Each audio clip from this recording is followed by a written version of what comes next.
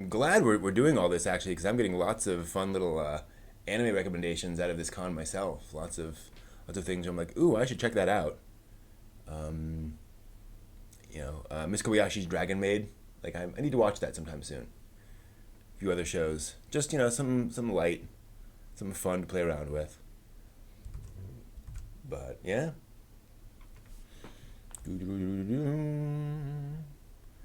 check a few other things. It is a dreary day, sadly, here in um, geek archaeology land. Still an overcast day and not much rain, so it's just gray, sadly. So it's actually a good weekend for non-con to just hang out and relax and enjoy. Just do that. Time to grill. Yep, yep. So that's that. And now that we talked about those about manga bookcases, now I want to get on that. I actually need to finish up a thing on the table, get that tabletop in. So maybe Sunday evening after the convention, I'll run over to Home Depot and get some boards. Hopefully the rain will have passed and it'll be blue skies will soon erase the stormy night. That's a an obscure anime reference right there. I would not expect anyone to get that. That's just one of those things that I stumbled across. Um, if anyone knows that reference, that would be crazy. One second.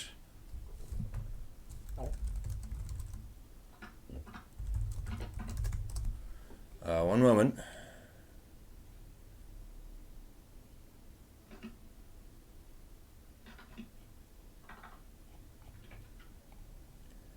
All right. We're gonna try something different here, folks. Um, all right. I think that's up. Although we got something weird going on with the side of the screen. One second. Um, are the like film strip things on the left side expected? The which, yeah, Um, yeah. okay. Cool. Let me just present. All right, let us switch over. You guys should be seeing the presentation now. Let me switch over the microphone so you guys can hear this a little more clearly. All right, you are good to go. Okay. There might be a little bit of a delay just because this is on Brent's screen and I'm speaking, so I'll just have to kind of go by, or thankfully get him to help out with this. Anyway, my name is Justin Cole, and I'm presenting a panel called From East to West about anime's influence on Western media and Western media's influence on anime. And this is a one I never have done over online like this. I usually present this at conventions, and I've done it for a good few years now, I think. And I try and update it whenever more media comes out that I can draw the connections to. But if we could hit the next slide, I'll give a brief introduction about myself.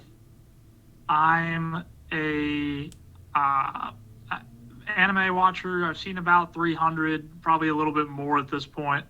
Um, I've always been interested in watching recently airing stuff. For one thing, I find it a little bit easier to follow because I have a strict schedule to watch from week to week. But also, around 2010 or 2011, I really started getting interested in the deeper world of anime making, such as the people who make it, the trends for different shows that are coming out, as well as the influences that different creators from anime draw from, as well as Western creators draw from. Because I remember in college, I got really interested a few uh, in a few classes. They asked us to do presentations on certain things, and I realized that I could do a presentation saying that, like, oh, these popular movies in the West are influenced by anime, and that idea from my college years led me to create this panel itself. And in the interest of being as fair as I can, I like to go from east to west and from west to east, meaning that I like to look at how the West draws influence from anime and how the anime draws influence from Western media. So if we can move on to the next slide, I think I have a breakdown as well of this.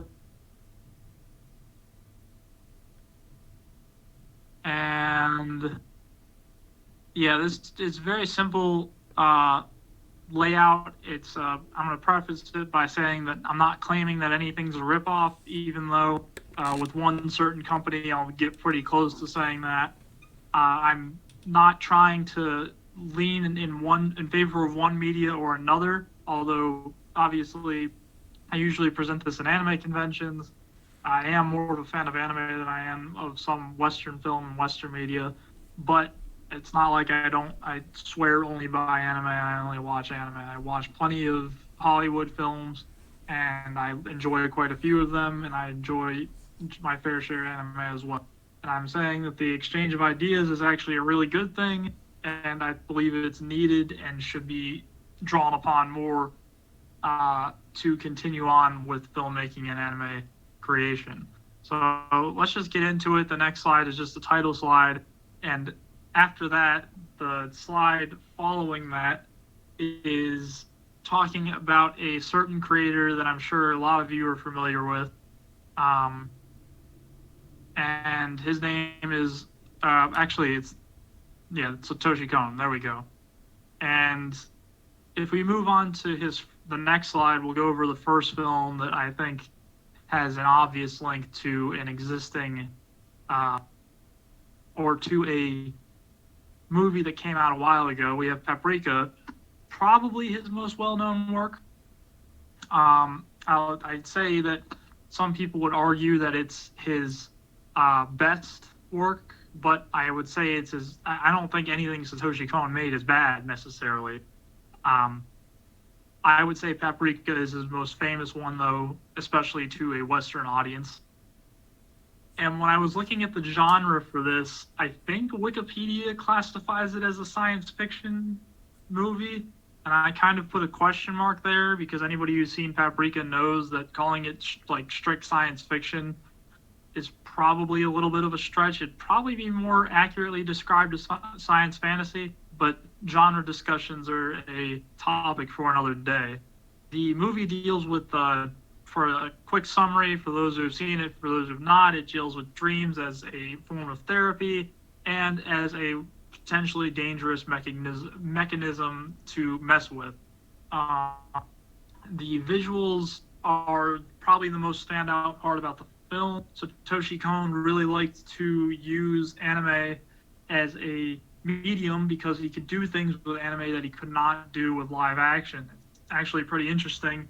He claims that he was never, quote unquote, really into anime that much, but he could do things with the genre of anime that he could not do with live action, and Paprika is probably the most standout example about that. But so if we go to the next slide, the movie I'm talking about, for those of you who haven't gotten it yet, is Inception itself. And this was made in 2010, so I put the years there so I could prove the point that I'm not just saying something's an influence on something else. I'm actually trying to look at years and see, well, this came out after this. And Inception came out 40 years later, and Christopher Nolan is a very well-known film director, also massive film buff himself, as I'm sure most Hollywood directors are. He created a movie where there were dreams within dreams, and in the film he used the dreams as a way of inserting ideas into people's heads. And so he's using the same kind of concept that dreams can be beneficial, they can be used for good, or they can be extremely dangerous, as is shown when the You'll forgive me if I can't remember the main characters' names, but they get trapped in the deep layers of the dream, and they end up not being able to tell if it's real or a dream. And those concepts are all very unique to Inception itself. Those ideas weren't as present in Paprika, but the idea of going into a dream, of manipulating the world around you, of reality kind of breaking down, are all very staple things that Coen liked to do. Even in his other films like Perfect Blue, he really liked to blur the line between reality and the film. And if we go on to the next slide, you'll see that I am talking about Perfect Blue here. And Perfect Blue is where we get into the Hollywood director who seems to be a very big fan of Satoshi Kon himself. But Perfect Blue, I'll go over quickly. It came out in 1997. It's classified as a psychological thriller, and it stars an idol-turned actress who has a breakdown because of threats she gets from fans and because of the traumatizing experiences she has to go through while becoming an actress. And I won't get into any of the specific details here. If you haven't seen the movie, I highly recommend it. It's probably my favorite Coen film, maybe besides Millennium Actress, but I do like Perfect Blue a whole lot. And the film I wanted to compare that to on the next slide is Darren Aronofsky and Black Swan. Now, this is a fairly popular comparison that's cropped up quite a lot, and I think the similarities are very clear between these two.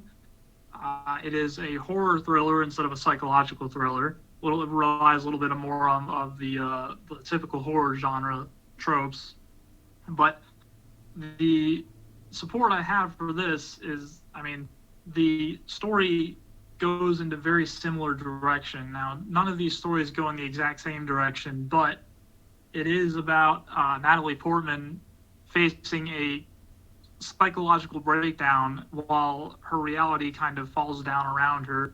And they take the idol angle from Perfect Blue and replace it with a ballet dancer because that is much more relatable to American audiences. American audiences aren't as familiar with the whole idol fascination. So I think that was a very interesting choice to do that. And Darren Aronofsky himself is a professed Satoshi Kon fan. However, in the interviews that I've read with him, he claims that it was not I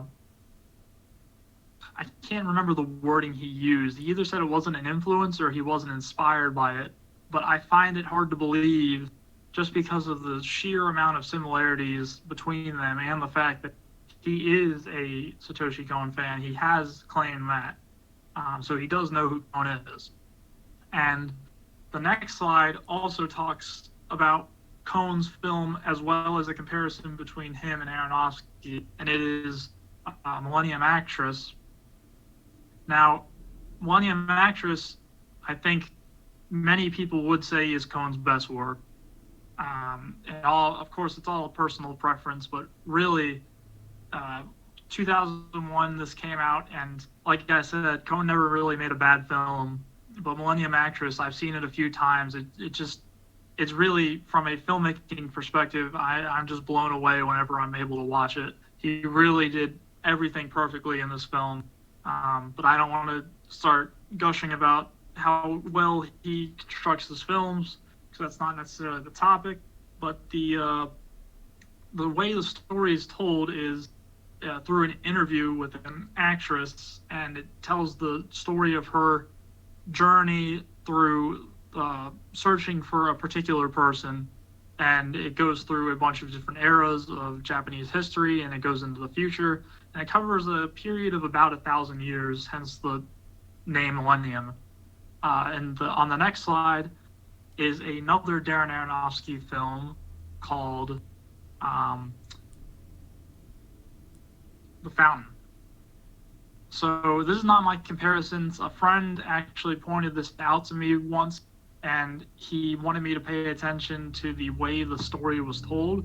And this is not one of Aronofsky's better known works like Black Swan is, but the way the story is told in The Fountain, and my comparison isn't going to go too deep here, but beyond what I've already said about Aronofsky, but the way the story is told in The Fountain is a striking resemblance to the way Millennium Actress's story is told. And I think it's another sign that Aronofsky really likes to take influence in how Coen presents his ideas, which I think is really cool. I think it's great that there is a director who's using those kinds of influences in their work, especially when dealing with Hollywood and such high-profile actors. While it doesn't necessarily make people aware of Coen's works, it does pay homage to Coen himself. And the next person I want to talk about on the next slide, or the next people, is the one that is much more common and much more well-known as a comparison, and that is the Wachowskis. And I'm using The Matrix compared to Ghost in the Shell with the two of the title screens. And while they're not the same style, the Wachowskis have been very vocal in their influence from Ghost in the Shell. I read an article where they sat their producer down in front of a Ghost in the Shell, the first movie. They sat the producer down, made him watch it, and afterwards said, "We want to make that movie." And The Matrix is kind of the result of all of that, which I find really cool. And we'll get into this a little bit later, but the Wachowskis are obviously massive anime fans themselves. And some of the ideas present in The Matrix and Ghost in the Shell are similar. The cyberpunk, or not cyberpunk, but the aesthetic, the kind of dystopian aesthetic is fairly similar. Obviously, the stories are very divergent in the themes and the ideas they're trying to get across, but the Wachowskis praise this, and I don't think there's any argument that they were influenced, if not heavily inspired by Ghost in the Shell. So the next slide is the last director I want to talk about, until we get to some other influences, and that's Guillermo del Toro, and we can move right past him, this slide, to his the first work I want to talk about, which is very obvious, which is Pacific Rim. That's, if I had to say, it's probably the closest thing to an anime, like a straight up anime film that Hollywood is ever going to make, not including adaptations, obviously. Like if you had given Hollywood the task of creating an anime film, I don't think it would have gotten any closer to an anime film than Pacific Rim got. Del Toro was very, very outspoken in not outspoken, but he was vocal in his influences on this, because obviously in the movie, a bunch of robots come from a bunch of different areas of the world, and Evangelion was definitely a part of that influence, as well as Gundam. It had kaiju, it had giant monsters in it.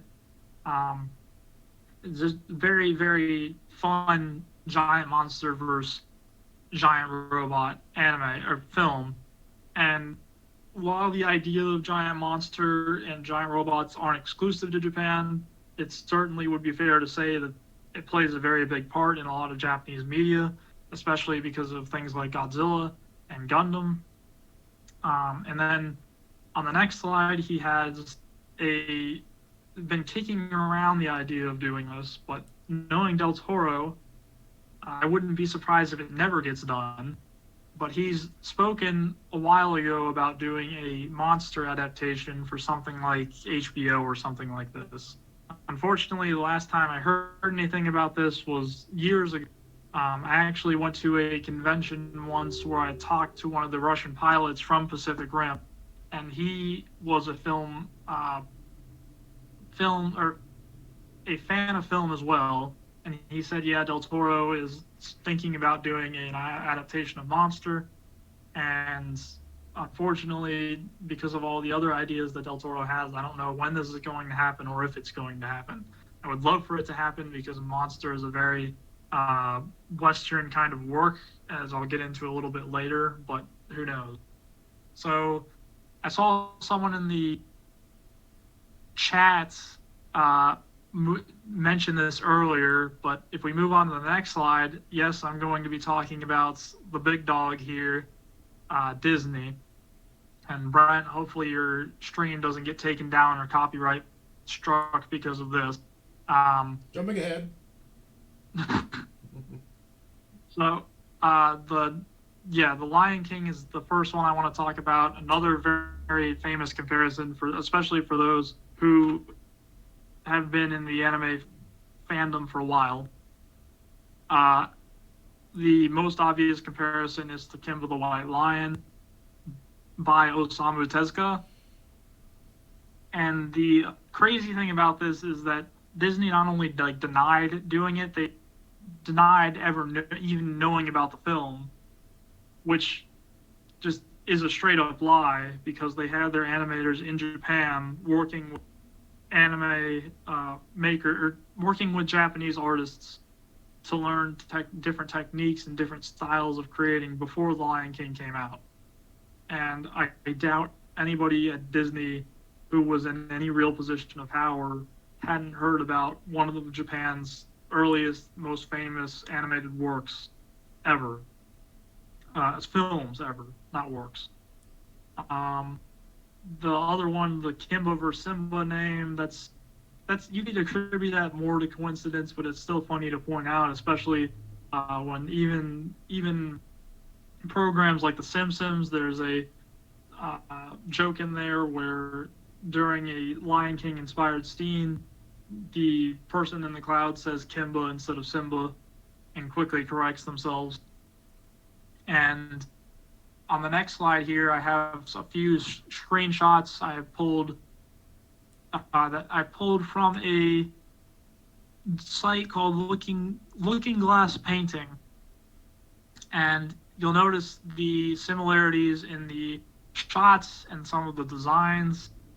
Some of them I could see being definitely accidental, coincidental, given the setting, given where lions reside usually. There are sometimes only so many ways that you can do these things.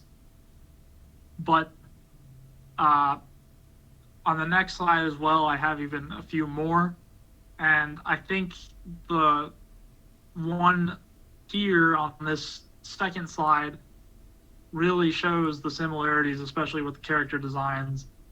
Just happening to have a lion with an eye that is injured, and then you have Scar 41 years later. I think the coincidences are just a little bit too heavy for me to say that everything seen is a coincidence.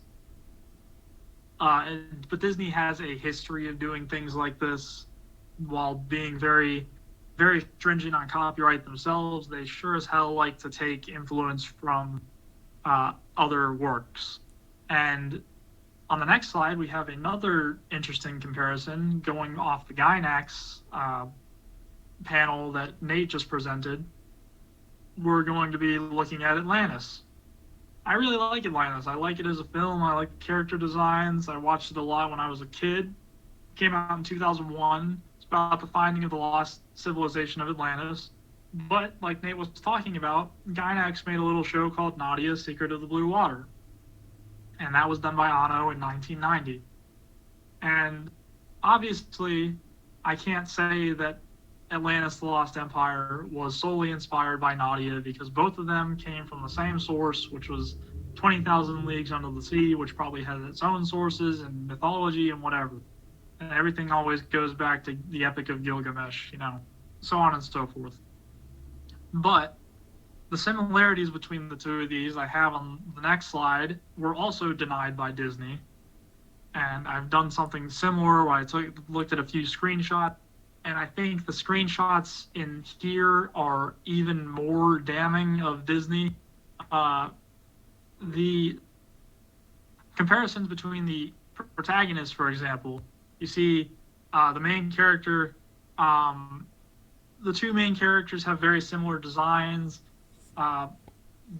The women in the protagonists, they both have tube tops. They both have a secret amulet that saves the day at the last second. They're both they're both important people within their society, and they're both lost princesses of Atlantis. And yeah, then if you go on to the next slide again, the comparisons just get even wackier because the similarities are just so striking for some of these. The ships, not too similar. First officers, you're getting a little bit similar. The doctor, the helmsman. On the next slide, we have even more shots.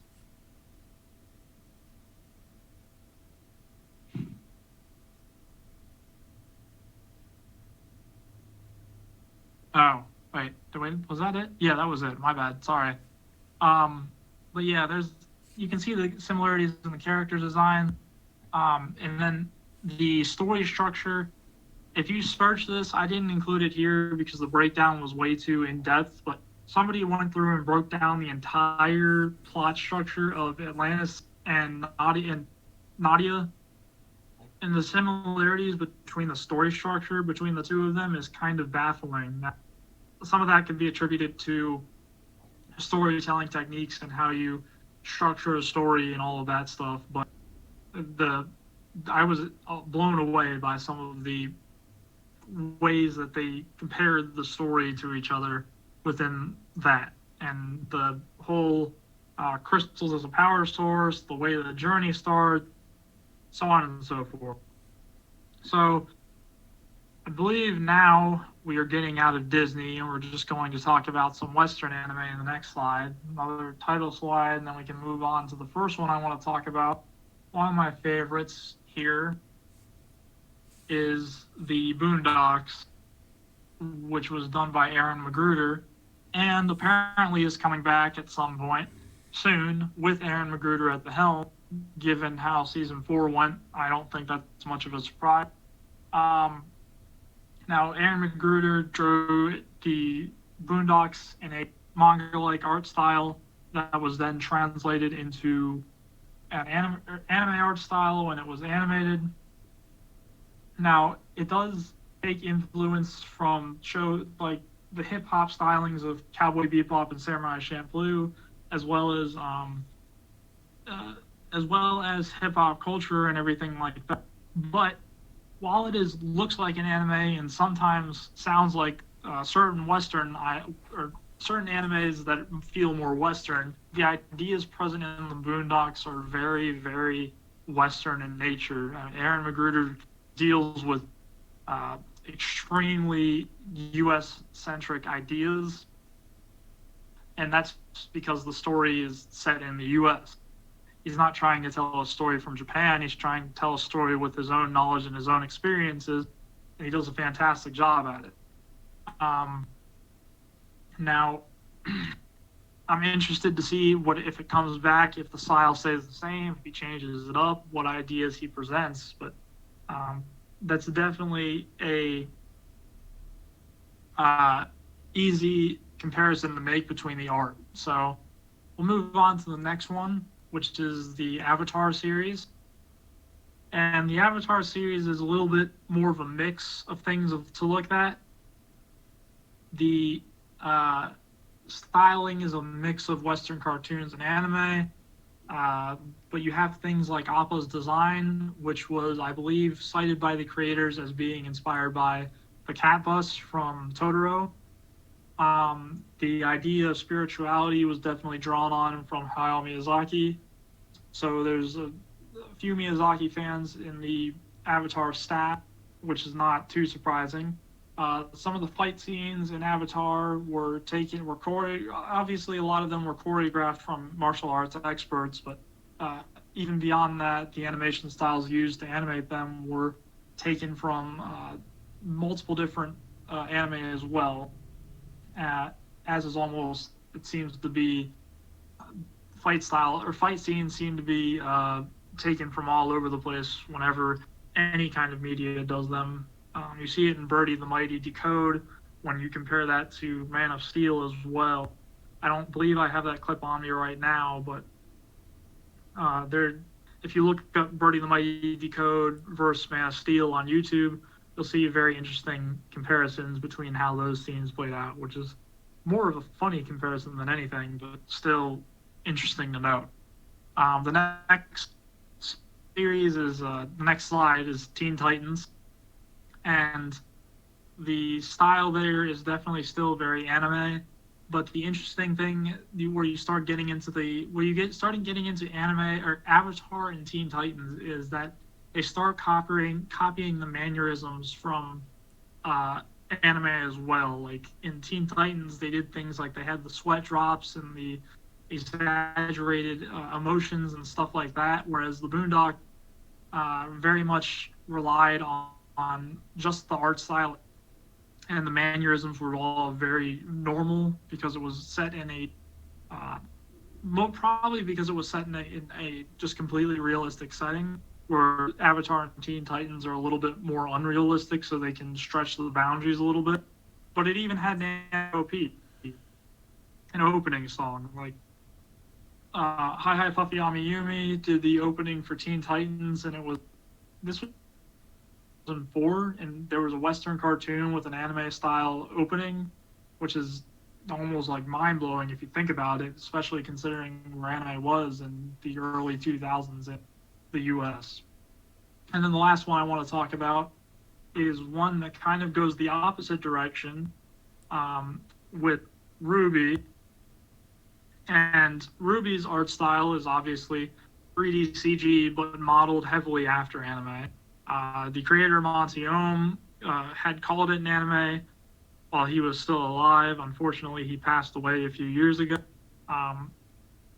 Now, this is probably the one that sparks the most debate from fans over what constitutes anime. It's not a discussion for this panel because I'm sure you could run a 1, 2, or 3 hour panel on that by itself.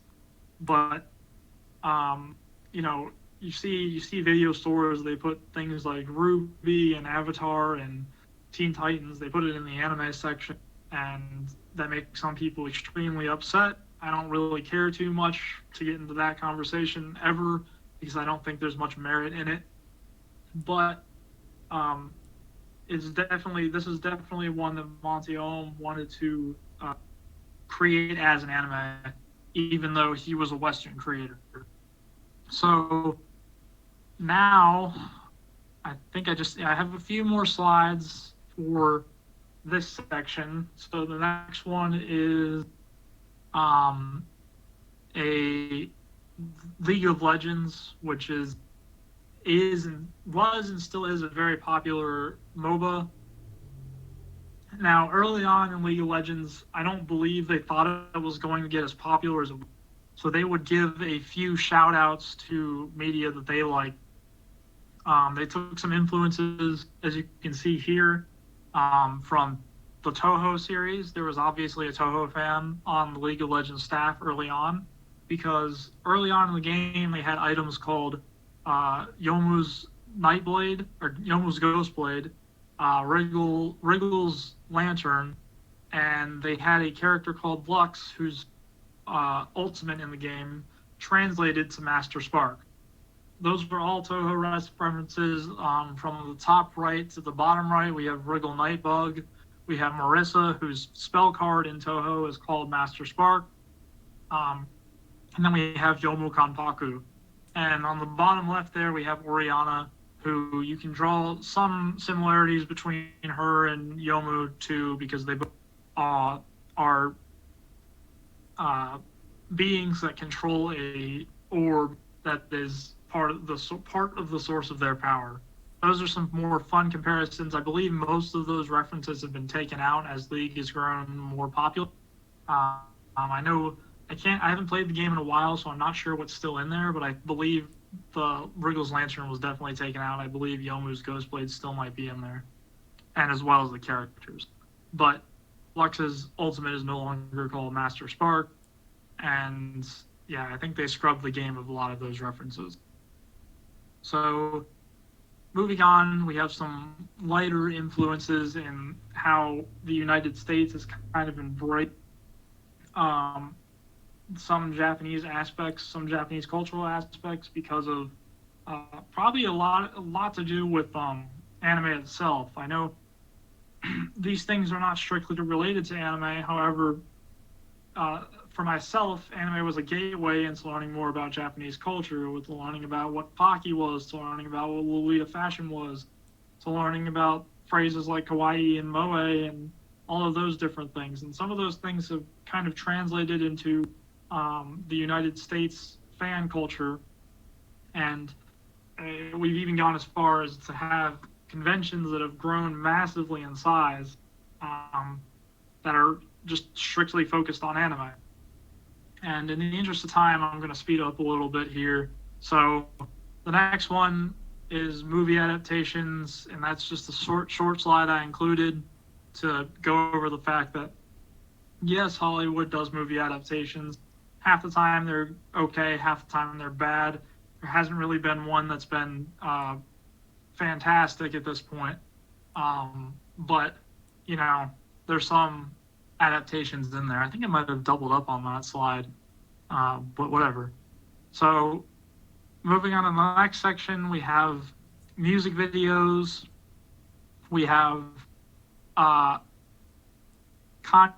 West did a music video for Stronger. Kanye West has tweeted out his his enjoyment of different anime series like Akira, and in Stronger you see the light streaks behind the bikes, just like in Akira, and it takes place in Tokyo. And then the next slide, you have a more infamous example, which is Avril Lavigne doing Hello Kitty.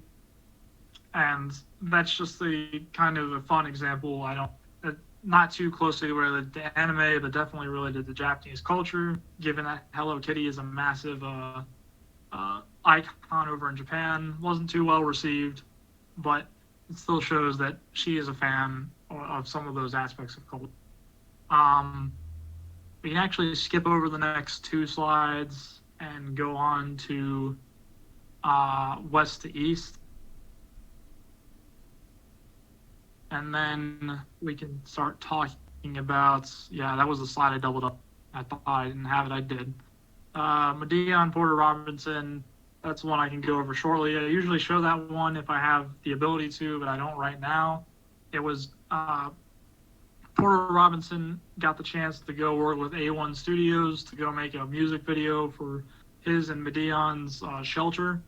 And he got to basically live the dream. He got to go make an anime music video with a professional company that basically translated to a short anime film. So if we move on to the next section, we go to from west to east, and we start talking about Osamu Tezuka. Now, when people say that Kimba ripped off, or that The Lion King ripped off Kimba, well, Osamu Tezuka actually was highly influenced by Walt Disney himself. The large eyes and the small mouths and all of that stuff, all of that animation style really influenced how Tezuka wanted to draw his work, especially his child-friendly work, because Osamu Tezuka has a lot of works that are not child-friendly. He read a lot of manga when he was young and became the quote-unquote grandfather of modern, and his credits, if you go to his Wikipedia page or his My Anime List page, his credits are massive. He's done so many different things. His influence cannot be understated. But it's just interesting to know that while he was influenced by Disney, it turns around to be that Disney was influenced by some of his works as well. So moving on to the next slide, we have a really interesting comparison that I heard from a panelist at Otakon one year. I wish I could remember the title. I believe it had to do with the apocalypse and the end of the world, just itself. But this is a book called Demian by Hermann Hesse, and it was a book that was enjoyed by a director called Kunihiko Ikuhara. Now, the book deals with a boy learning, I believe, about the death of his brother in World War I or II, and the boy goes through a journey of self-actualization and coming to terms with it, and becoming a stronger person due to it. And during the course of the book, he goes through his own version of the apocalypse, where everything crumbles down around him. As he comes to terms with all of these things, he goes through a personal apocalypse, a personal end of his world, and emerges on the other side much stronger. Now, if that sounds familiar to Revolutionary Go Utena, it's because it is. And the quote at the bottom here is not from Utena, it's from Demian. And it's, the bird fights its way out of its egg. The egg is the world.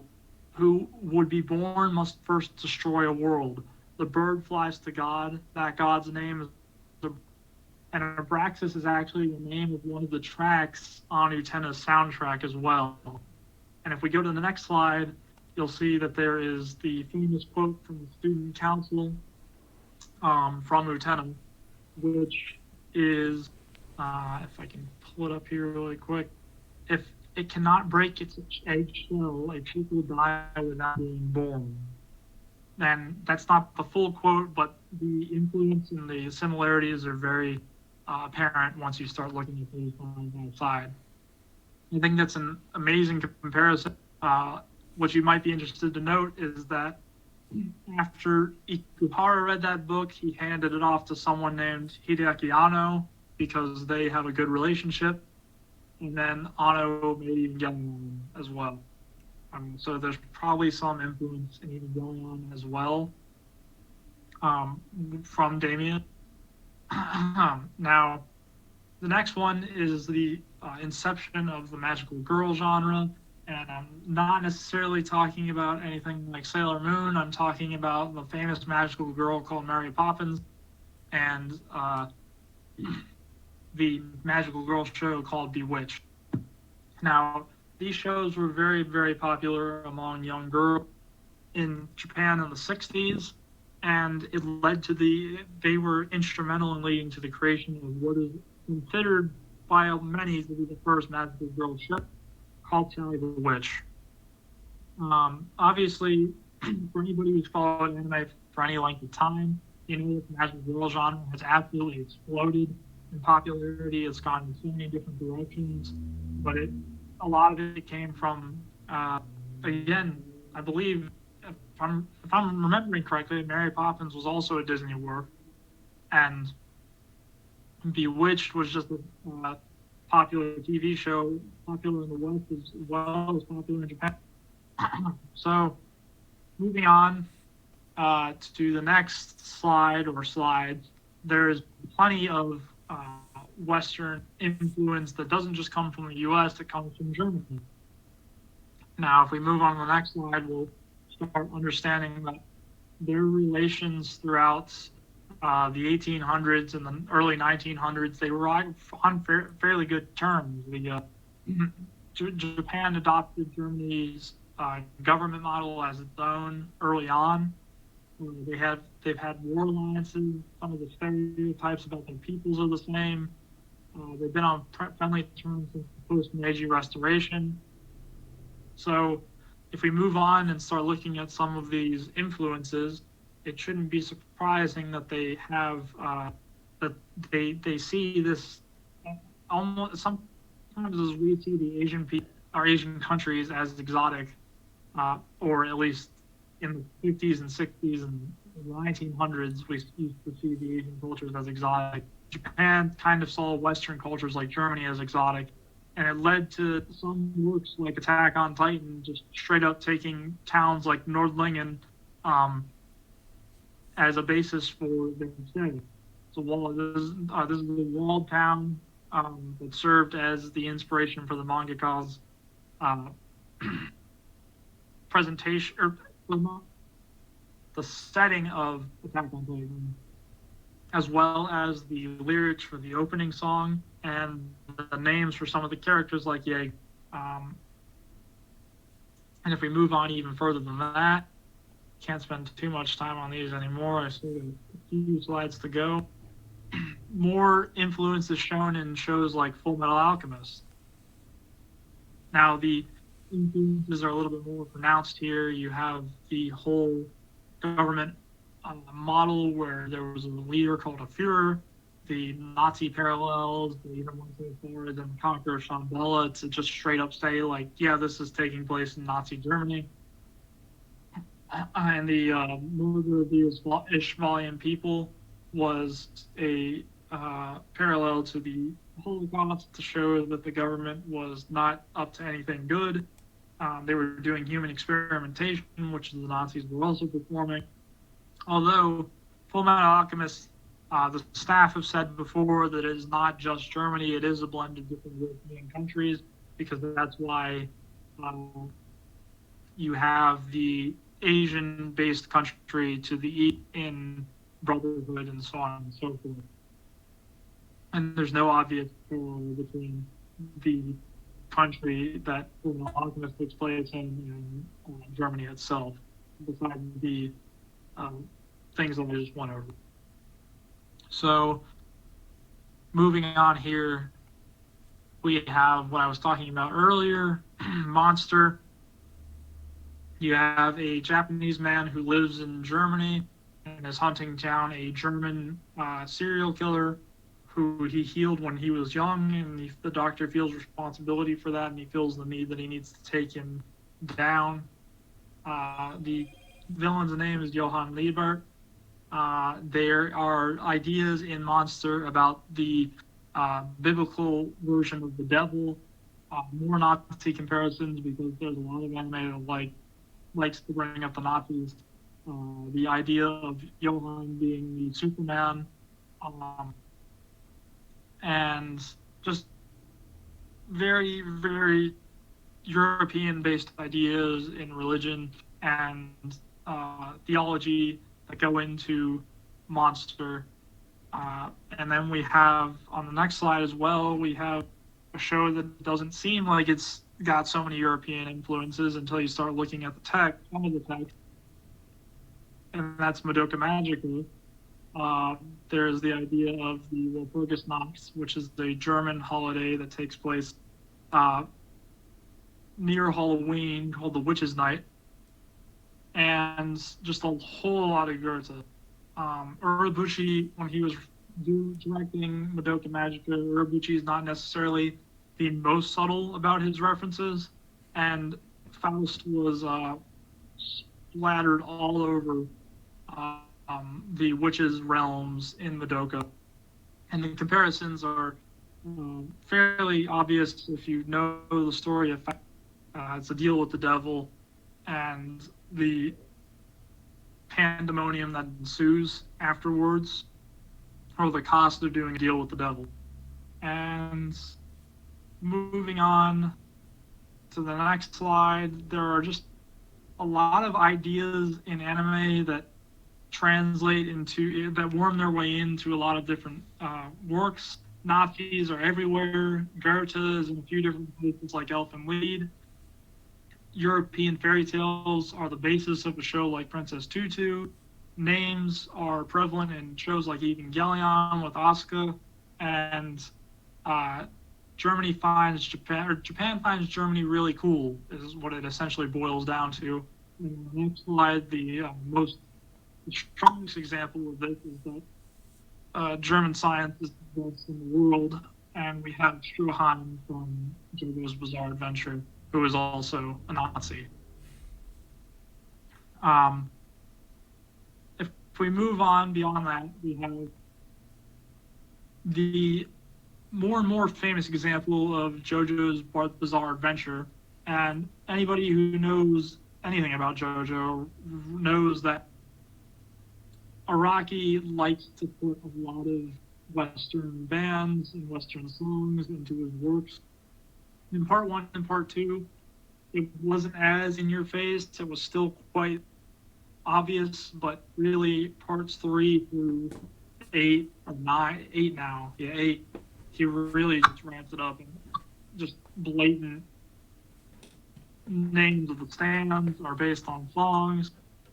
Names of the characters are based on bands and songs. Even to the point where you get stuff like Dirty Deeds Done Dirt Cheap. And that's only one of a countless amount of examples.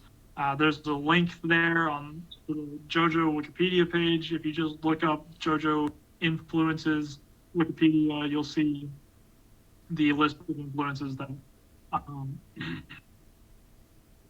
JoJo had, or that Araki put into the work. So I've only got a few minutes left. I don't think I have too much other stuff. I kind of blazed through the superheroes part. We have another example that I could have fit in earlier here on the next slide of Batman, Gotham Knight, and Batman Beyond. One was made in Japan, one was made in the West with an anime style. That's not too much to say about that. They find Batman pretty interesting. On the next slide, we have the whole kind of idea that in general, some anime creators like to structure stories after American comics, especially shonen creators. We have the matter of what influenced first, shonen manga or Marvel and DC. But we definitely see that in the 1960s and the 1970s with a lot of giant robot shows, superhero shows in Japan, that they were definitely taking a lot of influence from how Marvel and DC were writing their comics and the storylines and plotline.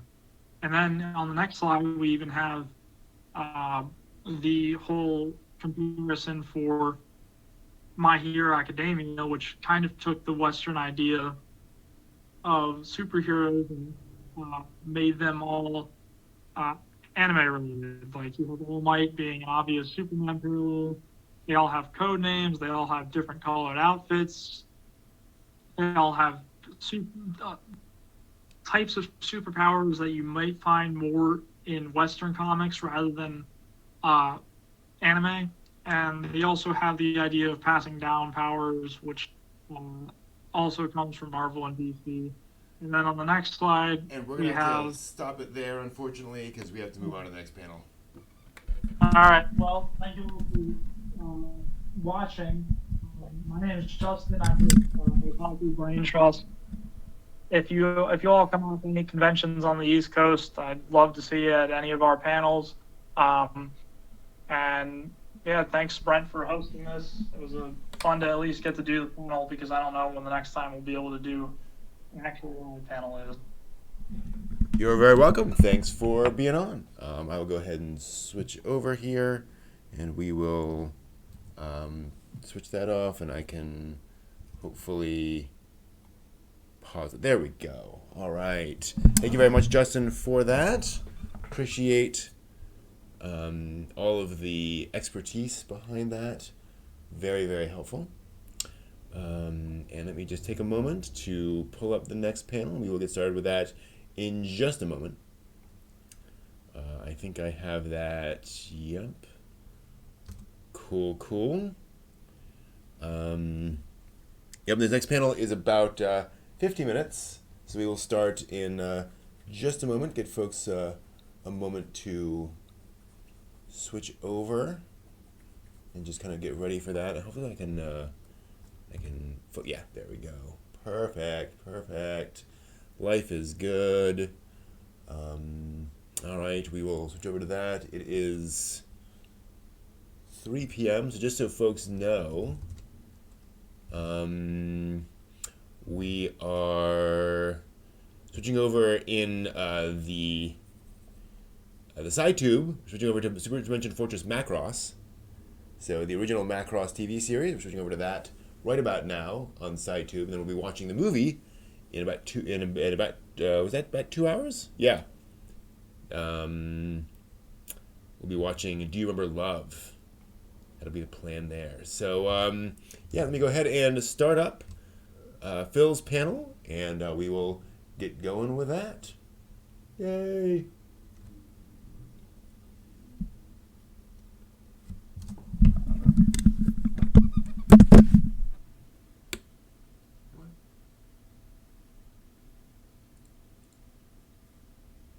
Hello, OnCon. My name's Phil Gallagher, and welcome to the light side of anime. This is a comedy recommendations panel. I've run it IRL a few times, but this is a first for me. I'm a streamer, and I have weekend commitments for that, so I couldn't necessarily do this live, but I've recorded it for you, and I hope that you enjoy it. So let's start with the introduction. Who am I? Again, my name's Phil Gallagher. I am a Latin teacher in Shelby, North Carolina, and my background is in classics and biology. Like most of you, I am a giant nerd. So I stream, I play Magic the Gathering, I watch anime, I've got a Nintendo Switch that I am absolutely loving to death, and as an introvert, I'm surviving these difficult times pretty well. But I'm hoping today to make it a little bit easier on you all to find some fun things to watch to keep you busy. I watch a good amount of anime. Here are some of my numbers. Since I started keeping track about 4 years ago, I've watched about 2,600 episodes of stuff, according to my anime list completed tab. That doesn't count all the stuff that I've dropped or am currently watching. So it's really more than that, but that should give you an idea. I'm not going to claim that I watch the most anime out of anyone ever, because I don't. Brent's numbers would dwarf my own. But I've got a pretty solid background. The first thing I want to do before I start jumping into recommendations is actually show you an anime search engine. So there's this site called because.moe. You actually just type that exact thing into the search bar, because.moe, and it pops up this website. This website is super helpful in trying to find anime legally. I know in difficult times you can be tempted to go to dark shadow places, but really I encourage you to look for the legal ways of finding anime first, because there's a surprising amount of it. And it will show you where various anime are available using these icons, and if you're not sure what the icons are, you can hover over them to figure them out. For your convenience, I have gone and put where you can find each one of the animes that I'm recommending today on the slide with the anime. Now, we're going to move fast. I believe we're going to be looking at about 26 shows, and I'm going to spend about 2 minutes on each show. So we are going to roll through these. And I'm just going to give you a brief introduction and tell you why you may or may not like these shows. I have adjusted this panel, so anything that cannot be found legally online, I have removed from this panel. So if you're like, hey, why didn't you recommend Baccano, you fool? I love Baccano, thank you. But you can't find it legally online right now. So that's why it's not in here. Here we go. I've broken these things into rough categories. So category 1 of the day is shorts. Not the little things for your legs, but that is skits. So for most of the shows in this section, the episodes are going to stand alone and be 100% fine by themselves with little continuation from show to show.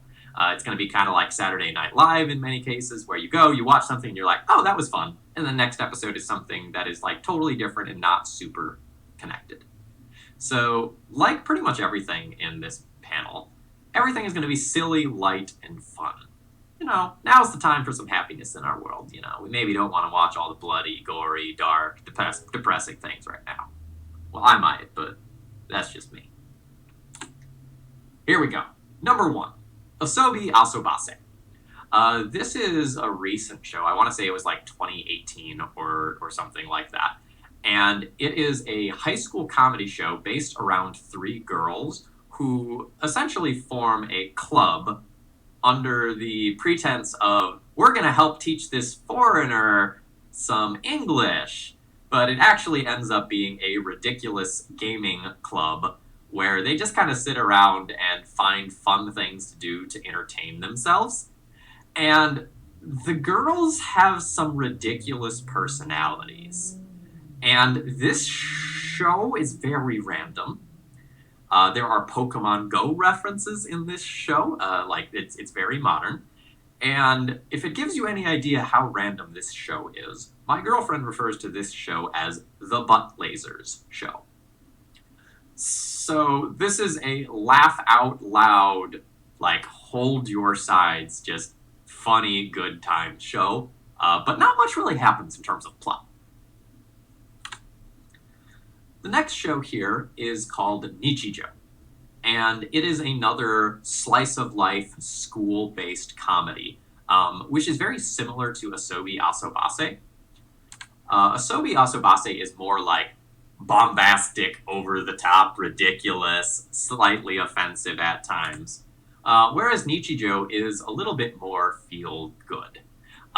It involves, in addition to just like these three girls who form the core of your cast, it also involves this like young child, genius, professor, inventor sort of person who invents this scarf that allows a cat to talk.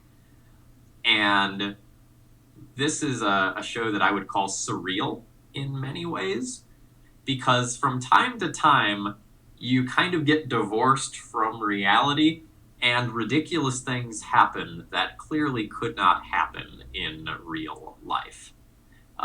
It's hard to say more without spoiling some of the punchlines of the skits, but the cast is really fun. You have sort of the over the top zealous student in the middle here. You have sort of the quiet bookworm student, and then you just have sort of a kind-hearted good person to round out the troupe. Hinamatsuri is next. This is an odd one. So you have this Yakuza-like guy here who goes and finds this egg capsule type thing that contains this young girl who has psychic abilities. And hilarity ensues as the two of them decide that they are going to live together. It's a really weird combo, because at times, you know, his Yakuza tendencies are going to come out, and he's going to, like, try to abuse her psychic powers for his own benefit to get stuff done. And at other times, he's like this weird, caring father figure.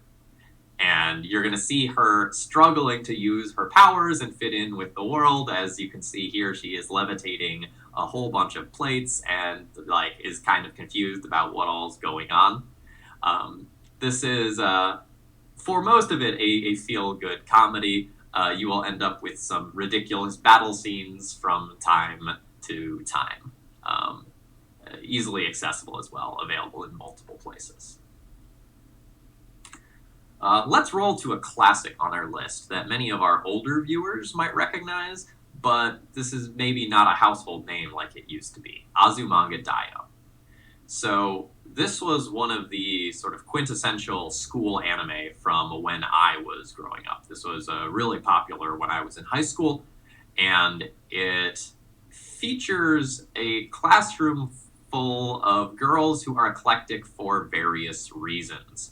Most notably, the young girl here, Chio, is a sort of child genius who also has pigtails that randomly play into a large number of the skits, as we see here. It appears that removing her pigtails has caused her death in this scene. Don't worry, she's actually going to be okay. This show, I think, ends up influencing a lot of the other school anime. So if you enjoy school anime comedies, you're going to see character types in this show that are like very, very much recycled later. So here we see the young genius with orange hair. I don't know. Are we going to see that again anywhere else? No, probably not. We're going to see like the quiet bookwormy type. We're going to see the loud, over-the-top, zealous student. And Osaka is a very funny student who is kind of a space case. And this is a show where if you watch it in English versus you watch it in Japanese, you have a very, very different experience. Both are good, and I recommend both highly. But she ends up getting a country accent in the American version, which is funny for entirely different reasons. highly recommend this show as well as the manga. Next up, we have a show that I enjoyed a lot, but I don't hear many people talk about, Tonari no Seki-kun. So these are short episodes. I don't remember exactly, but I think the episodes are 5 minutes each or something like that. And they just involve this kid, Seki-kun, hanging out in class and trying to keep himself entertained. But the story is not told from his perspective. It's told from the perspective of the student sitting next to him. So she is just like trying to do her work, and she is always worried / curious and interested in what he is doing next door. It is perhaps the greatest shogi show ever made, although the rules of shogi are not followed at all. He ends up putting on this like elaborate play using shogi pieces that's a lot of fun. If you are looking to watch something and you're like, man, I have 15 minutes, what do I watch? This is a great recommendation. All right. Next up, we have Space Patrol Luloko, which is an anime about a girl whose mother is a space pirate and whose father is like a chief of the space police. So like there's obviously some tension in her background, and I think her father gets like frozen and she has to go and take over his job of being on the space patrol. Each one of the episodes is set in a different world, and you may notice many references to anime that you know, such as Kill la Kill or Little Witch Academia. So if you enjoy in-jokes within anime, this is an excellent show for you. If you haven't watched a lot of anime, this is one that you might want to wait a little while, because it will be funnier if you understand the jokes that they are making. All right. So along the lines of shows with short episodes like Tonari no Seki-kun is I don't understand what my husband is saying. So the husband in this relationship is a crazy otaku. And the wife does not understand what on earth he is going on about, does not understand his hobby at all, but they still love each other. So it is sort of told often from her perspective, where she is trying to figure out, like, what on earth is my husband doing? Why is he watching these things? What is he interested in? And hilarity ensues as they try to understand each other. In one of my favorite episodes, she's like holding a dinner party or something, and she says, "Make sure not to embarrass me tonight." And when the dinner party starts, he comes out wearing a horse head and announces, "I am the husband." If that gives you a feel for the sorts of things that they're doing in this show. It's very cute, lighthearted, and again, very short episodes, just a couple of minutes each. All right, Sakamoto desu ga. Don't you know I'm Sakamoto? This is a show about the perfect high school boy. He does everything right. He's pretty, he gets good grades, he participates in activities, and everyone either loves him or hates him, with very little in between. So many of his classmates hate him and decide they're going to try to sabotage him. But rather than go and ruin his day, he just kind of shrugs it off and makes it work. So, for example, in the right picture here, some of his classmates are trying to throw water on him. And then, rather than get wet, he just happens to magically have an umbrella and just pops it up at just the right time, seeing what is coming.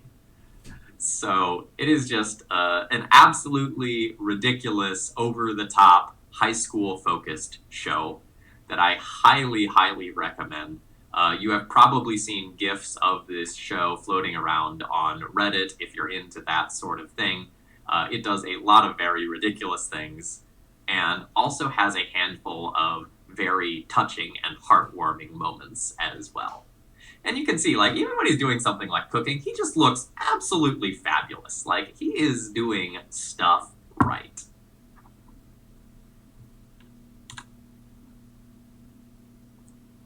For our next set of shows here, we're going to take a look at shows that are funny, but still have a major plot that is driving them forward.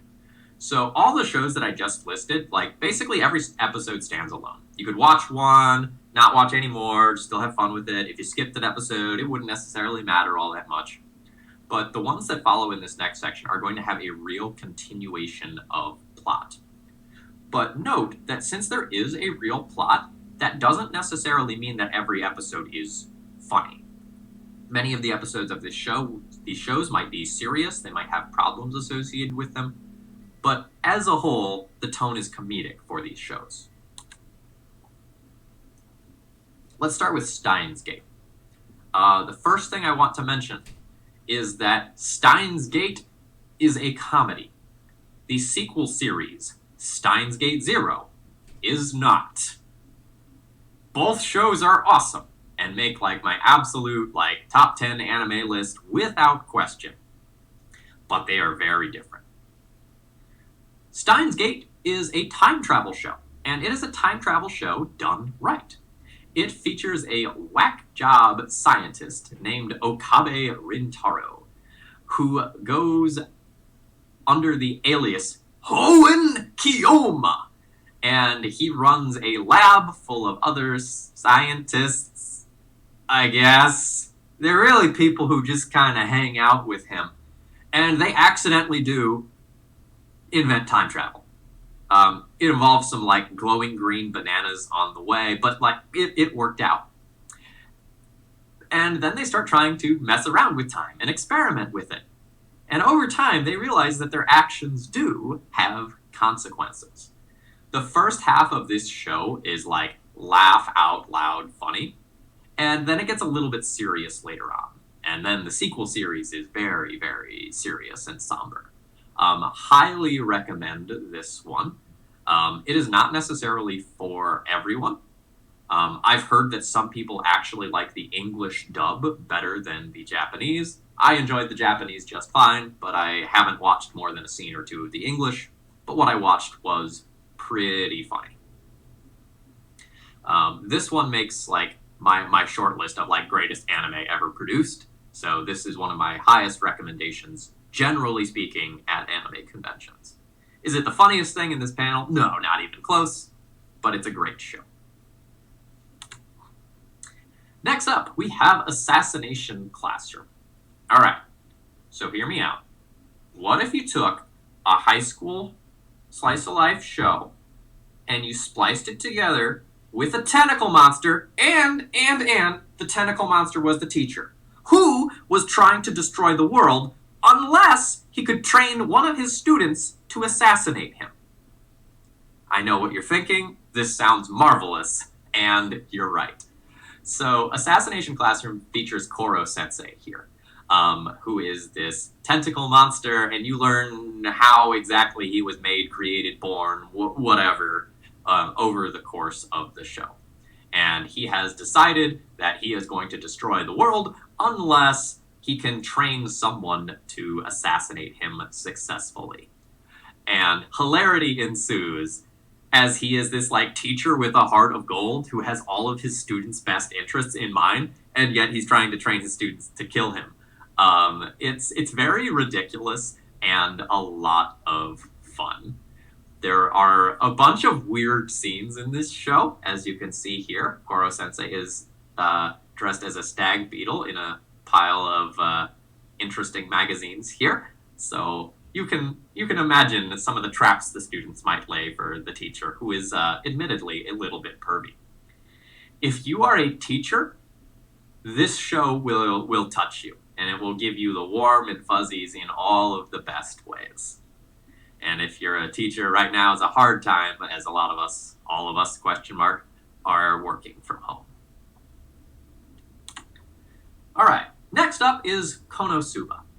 So this is one of those isekai shows, one of those otherworld shows, except the entire party is, well, garbage. The main character here is essentially a thief class who uses skills like the steel to, he can't aim the steel very well, So he ends up snatching things that maybe most people don't normally want to snatch. Then you have the goddess of the show, who is actually sort of an incompetent airhead and doesn't really provide that much support to the hero. Then you have the wonderful, beautiful mage girl who only uses one spell. That spell is the incredibly powerful explosion spell, and basically every time she casts it, she faints. And then you have the sort of warrior tank class, who gets kind of turned on when people hit her, and she likes that. So as you can imagine, this makes for a very competent party as a whole, and all of their questing is going to go well and be successful. Yeah, that's how it's going to go down. Konosuba is a series of disasters, one after another, as this party tries to survive, make money, and have fun in the world. I enjoyed this show a lot. It's relatively silly and lighthearted, and I think there's 2 or 3 seasons of it. All right, next up is sort of a cute, fun show. Little Witch Academia, whatever pronunciation you want to use. So this is a Netflix series that is based on either 2 or 3 movies that came out of the Anime Mirai Project, which was a project for young animators that were showing potential in Japan, and they were given funding and said, hey, why don't you do something with this? And the result of that project was a couple of movies which were highly praised and beloved by the people, and Netflix picked them up for a series. For the first, I don't know, maybe 6 or 8 episodes, this show looks like it's never going to develop a plot, and it's just like fun, ridiculous. Like this show is basically Harry Potter but anime and focused around girls instead. And it looks like the show is never going to develop a plot, and then all of a sudden it does, and it's still just really, really good. This is a feel-good comedy. If you are a Harry Potter fan, you will basically universally love this show. It is just more of the sorts of things that you are going to love. And like many of these shows, the cast is a little bit eclectic. And it's just a lot of fun.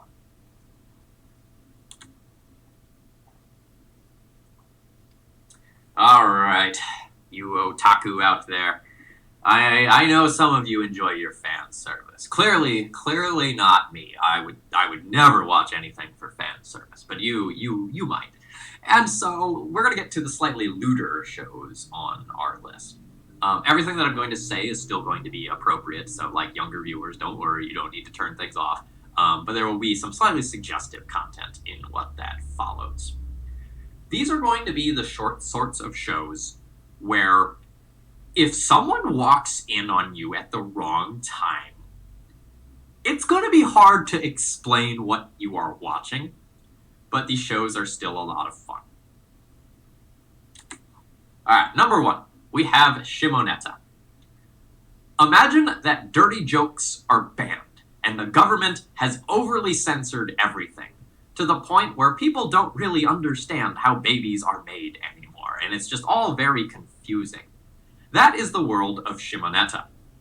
And so, instead of real terrorists, we have, like, essentially sexual education terrorists who are going around and trying to remind people how things work, and, like, remind people that dirty jokes and dirty magazines and things of that nature exist. If you enjoy innuendo, but you said, man, I wish they just took away the innuendo part and just made it dirty the whole time, that is this show. So a young man kind of realizes that there are other things going on in the world, and he ends up becoming one of these weird, pervy terrorists trying to remind the people what exists in the world and fighting against the government. This show is really, really ridiculous at times. Most times. Speaking of ridiculous, how about Food Wars? Okay. So, you know those cooking shows on TV where people prepare meals And it's like, oh, this is the Great British Bake Off, and we're going to show off, and we're going to engage in these cooking competitions. All right. So it's like that, but with anime. And when the food is really good, everyone's clothing explodes for unknown reasons. Yeah, I know. It's weird. And you're like, okay, but why are we watching this? This is clearly just fan service. Yeah, it is. But this show is also really good. It pains me to admit it, but I freaking love this show. So this is essentially a shonen parody. So think things like Dragon Ball Z, but instead of ridiculous fight scenes, it's everyone cooking. And when people are eating, they imagine themselves in these like weird, hyperbolic, over-the-top scenarios where they are like being attacked or enchanted by the food. Highly recommend this show, and now there is a pretty darn good amount of it. So if you haven't started this show yet, it can probably keep you entertained for a very long time. But again, be warned, if someone walks in on you during one of these like clothing exploding scenes, you might have a hard time explaining it away. All right, now it's time for Prison School. All right, if you want like explicit, dirty humor and over-the-top fan service, this is your show. So Prison School features an all-girls school that is transitioning to allow boys as well. However, some of the girls are still sort of like in the old order of things, and they're convinced that all the boys are going to be pervy and do bad things, and so they end up throwing all of the boys into a prison that they create. And hilarity ensues as these boys try to live their lives and or escape and or deal with all of these ridiculous women. I can't really go into detail about any of the jokes because, you know, I'm keeping this to be as kid-friendly of a stream as possible. But they are good, and I literally cried during this anime because I was laughing so hard, and this features like one of the most iconic misunderstanding scenes that I have ever seen. Highly recommend this one. But again, don't watch this one around kids. Now we're going to transition to some shows that are going to be focused around relationships between characters. These may or may not actually be romantic relationships. They may just be relationships between people, friends, classmates, that sort of thing. And most of these shows are going to be like dual genre shows. That is, comedy is going to be one of their focuses, but it is maybe not necessarily the entire focus of the show. Here we go. First up, we have Ouran High School Host Club. All right, I'm going to make a confession first, okay? I was a bad otaku.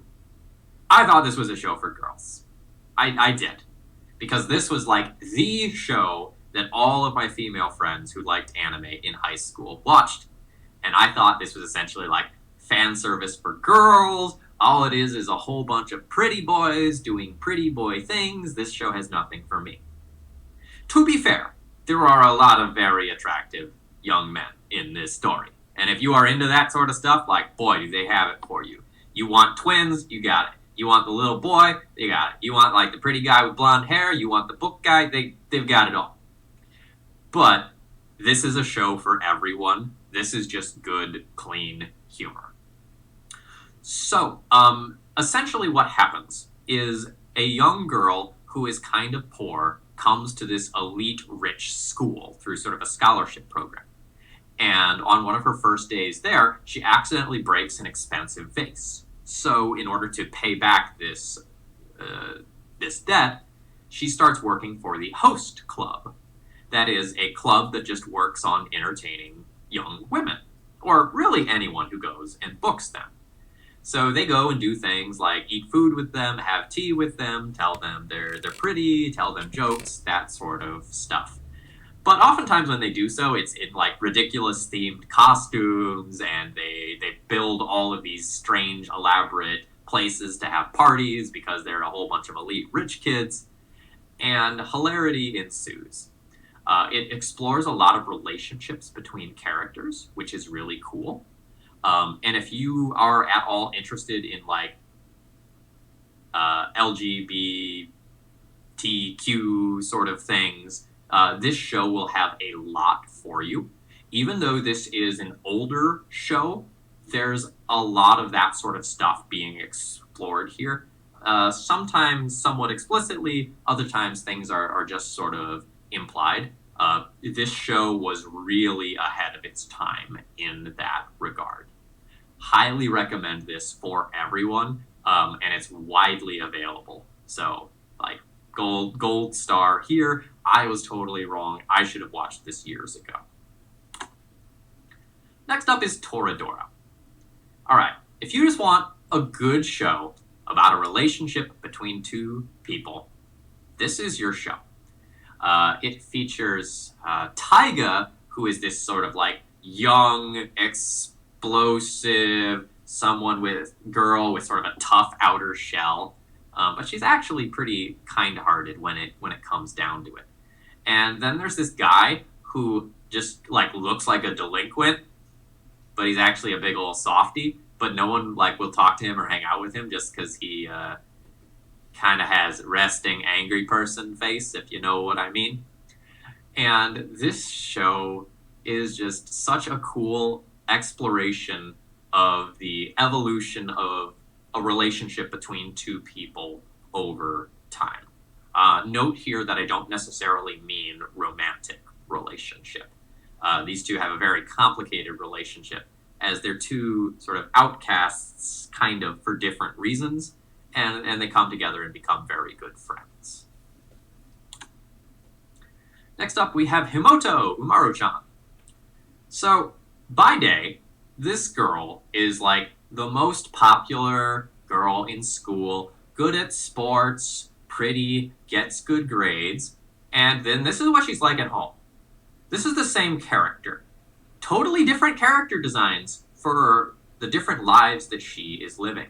So she is essentially like a closeted otaku who loves playing on the internet, playing video games, watching anime, that sort of stuff. But she struggles to keep her secrets as she is like trying to maintain this like good face for the world. So this may hit home for some of you who are a little reluctant to share some of your otaku tendencies with the world. It's very funny. This one does have a plot progression, but it is a lot like the skit episodes. I put this one in the relationship category because she has a very caring brother who goes and sort of puts up with her, and then she also meets some people over time who kind of learn about her secret. I say kind of because it's complicated. Speaking of complicated, having a dragon maid seems like it would be cool, but also complicated, right?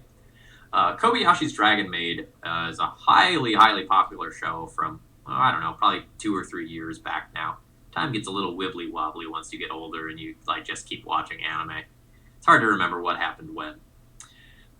So this sort of like salary worker who has a boring job and who maybe drinks a little bit too much gets drunk one night and ends up encountering a dragon in the woods. But she like blacks out and forgets that it ever happens. And it turns out that she had done a great favor for this dragon, who then decides to come and live with her and be her maid. Hilarity ensues. And the two of these characters have sort of a developing relationship over time that sort of like deepens and becomes more complicated. Oh yeah, and by the way, you eventually learn that there's actually a whole lot of dragons. Normal humans don't really like know they're around or necessarily think that they're real. But all of a sudden, once Toru, this dragon, is here, all of a sudden, all sorts of other dragons randomly end up coming to her world and interacting with her. It has some very over-the-top funny scenes, and the dragon maid that we see here actually keeps trying to get Kobayashi, the salary worker, to eat her tail as a sign of her love. So hilarity ensues. All right, next up is Oremo.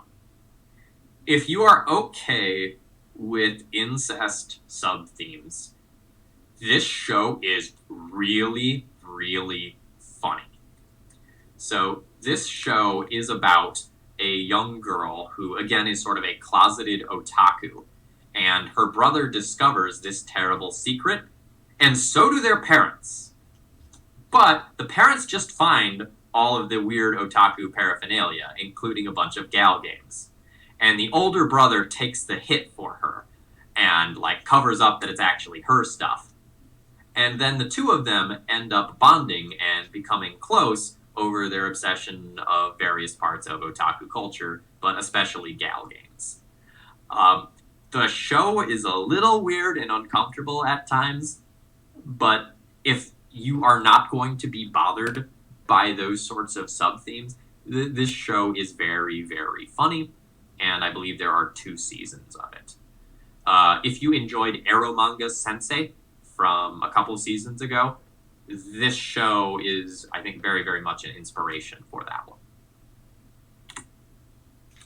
one. Next up, we have Love is War, which was one of my favorite shows probably my favorite show from the season that it aired. All right, so imagine that you're a high school romance, but it can't be a high school romance because you're too proud. These 2 characters are madly in love with each other, but neither one of them is willing to say that they love the other one. They're just trying to force the other person to make the first move so that they're not seen as being weak. So these are the president and vice president of the student council, and they are trying to trick each other into confessing their love. Hilarity ensues as other members of the student council often thwart or get in the way of their plans. If you enjoy leveling, that is, I think that he thinks this, so because he thinks that, and I think that he thinks this, I'm going to do this, and he won't anticipate that. And then the other character goes, I think that you think that I'm going to do this, and because you think that I'm going to do this, I'm going to do this other thing in response. If you enjoy that sort of stuff, like the Light L interplay in Death Note, this is a show for you. This show is absolutely superb. All right, next up, let's move on to the category of superpowers. So, overpowered characters are not necessarily funny by their very nature, but these are going to be overpowered characters who, like, don't want to be overpowered characters. They're not just going to, like, go out and, like, fight people and save the day like you might expect.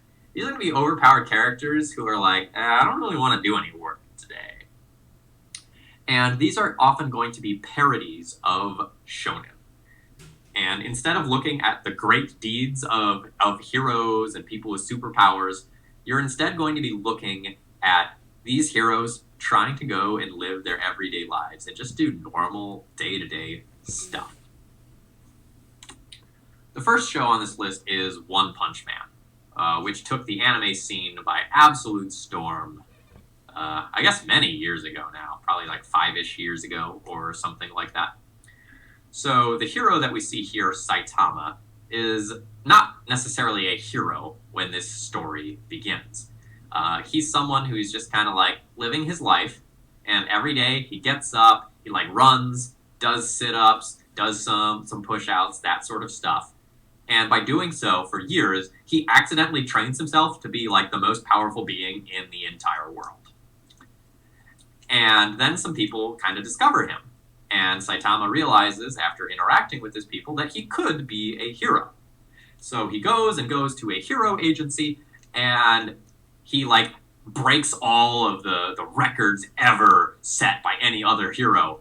But he, like, really sucks at the written test. So he, like, barely becomes a hero. And once he does, he starts fighting monsters. Now, the name of the show is One Punch Man. Saitama is so overpowered that he defeats all of his enemies with a single attack. and hilarity ensues as all of these enemies start like charging up their hyper, super, ultra attacks that are going to destroy the planet, and Saitama just walks up and is like, "Ka-chow!" and defeats them with one hit. It is very much a parody of shonen. You're expecting things to play out in a certain way, and then they rip the carpet out from under you. Note that the show has multiple seasons. The first season of this show is brilliant. A parody of shonen, way ahead of its time, wonderful satire. And then the most recent season of this show is traditional shonen, and very much goes away from what season 1 of this show had. So if you watch this show, I recommend watching the first season of this show, and then pretending that the next season of this show doesn't exist. Just like the other Matrix movies, we don't talk about it, and we just enjoy the first one. That's my opinion anyway. The second season does have some funny moments, but I largely regret watching it. First season though, like A+, high quality stuff. Alright, next we have Mob Psycho 100. So there's this middle school kid named Mob who has psychic powers, and he has no idea what to do with it. He's like incredibly powerful, but he like doesn't do anything with it. And then he meets a con artist. Now, he doesn't necessarily know he's a con artist. He meets this guy named Reagan, who is the self-proclaimed greatest psychic in modern history. And Reagan goes around conning people out of money, and then he meets Mob and realizes, oh my gosh, this kid is the real deal. He actually is a psychic. And he begins to train Mob in using his powers and sort of training him to be, a man in the modern world. Now, Reagan may, from time to time, take advantage of some of Mob's powers to make a little bit of money, but that's okay. Reagan's giving him a valuable service in return. There's a couple seasons of this show now. It's very ridiculous, very over the top. Has some awesome character designs, and the finale of season 1 of this show is like a very, very memorable episode of anime. Is a good way to put it. You have things to look forward to in this show. There is a slow but real plot progression in this show, and the nature of the show shifts a little bit when you move into it's either season 2 or season 3, whatever the most recent season was, but it is still very, very good. The Disastrous Life of Psyche K is very much a show like Mob Psycho 100, in that you have this sort of overpowered character who just wants to live his day-to-day life. So Psyche K, Psyche Kusuo, is this guy who just wants to be a normal kid. He just wants to do his stuff. He just wants to eat delicious pudding, not get into a lot of trouble, not necessarily use his powers too much. And then things keep happening that cause him to have to use his powers in these strange and ridiculous ways. And he has some bumbling classmates that keep ruining his plan to just have a nice, quiet, peaceful life without too many distractions or too many things going wrong. Over the course of this show, he becomes a cat. He becomes a woman. I think he flies around the world at some points. He does some absolutely crazy and ridiculous stuff. This is one of those shows where, again, it's sort of like a series of short skits. So I've never finished this show. It's one of those shows where, I watch a couple episodes, I enjoy it a lot, I put it down, I come back to it a few weeks later, watch a little bit more, that sort of thing. It's widely available. There's a good amount of it. And I think the episodes are technically very short, 5 or 10 minutes. But when you watch them on something like Netflix, they group them together into series of episodes. So if you're trying to keep track of what episode you're on, be careful with this one because it's kind of weird. All right, let's move on to the other category. these are shows that are just like so out there and different that they don't necessarily fit into any of the like nice, neat categories that I tried to make, but they're still 100% worth watching. The first of those is FLCL, Fooly Cooly. This is one of like the most defining animes of my childhood. This was one of those things that aired on Adult Swim when I was growing up, and it was one of those things that really got me hooked.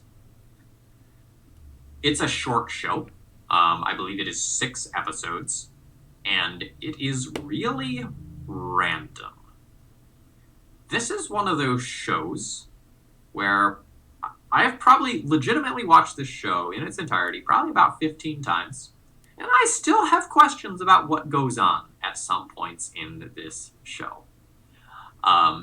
It's hard to explain this show, because the whole point of the show is trying to understand what Fooly Cooly is. But they don't exactly tell you what Fooly Cooly is. Instead, they show you what Fooly Cooly is. And sort of by implying what Fooly Cooly is, you come to understand Fooly Cooly, and hence the show itself. Only it's a little bit hard to actually understand. Makes sense, right? I thought so.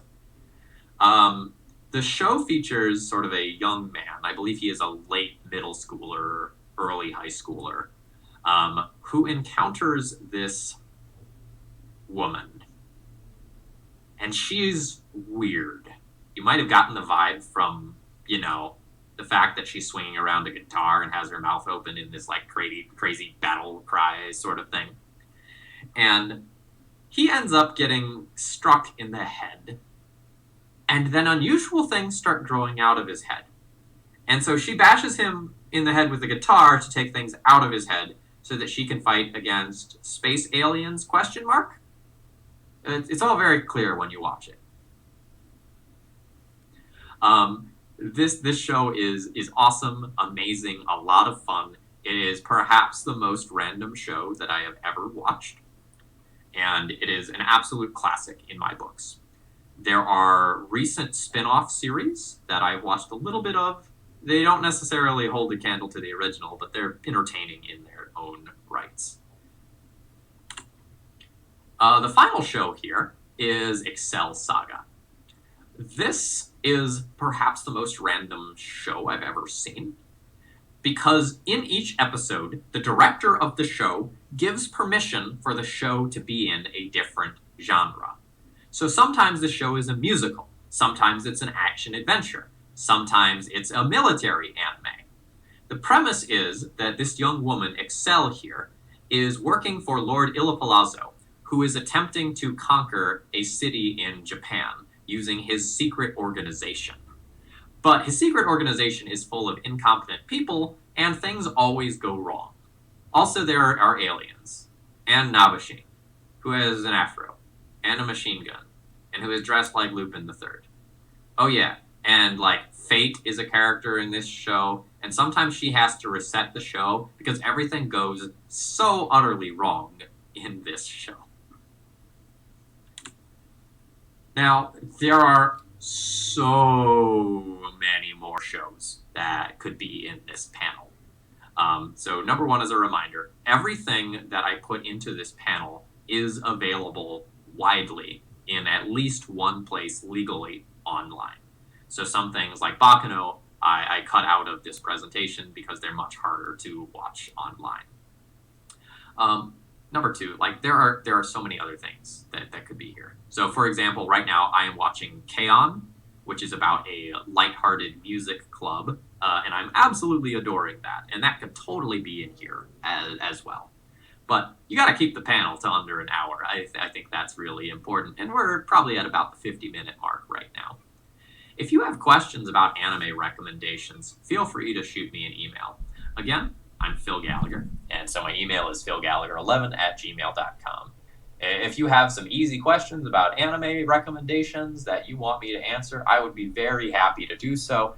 Just kind of throw anime in your subject line somewhere so that I kind of know what's going on. I get a lot of various emails between like my streaming stuff, my teaching stuff, and whatnot. So help me to keep that all a little bit organized. And again, just reminder from way back at the beginning here, if you are looking for things to watch, because.moe can help you find where you can watch those things. Folks, I hope you're having a great OnCon. Best of luck to you in these difficult times, and hopefully you can find at least a little bit of solace in some of these fun, lighthearted shows that I've showed you today. Take care. Goodbye. Keep eating your Pocky, drinking your tea if you have them. Maybe put on your cosplay costume, webcam chat with someone. Have a good time. Do what you can. Try to have, the best con experience that you can, given circumstances. Cheers.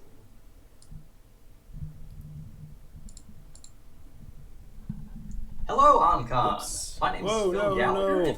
no. Thanks, Phil. Who's clearly right there with me, to do that panel. That wasn't pre-recorded or anything. Love having panels like that. Always neat to see the viewpoints of somebody else, and what they like and such. Always very useful for me. I always learn a lot from those panels. Including just getting that, oh yeah, I like that and he liked that too. That's pretty awesome. Is Lawrence still in the chat? Lamune? Is Lamune still in the chat? I hope so, because that is really awesome having Lamune in chat here. I'm sure he's seen all of this or is aware of all of this. I have my tea. I don't have my Pocky. I finished up all my Pocky a couple days ago. Darn it. But yeah, there's just there's so much anime out there, so much to watch, so much to dig into, panel wise and such. We just have a few things. Oops, got lots of things going on.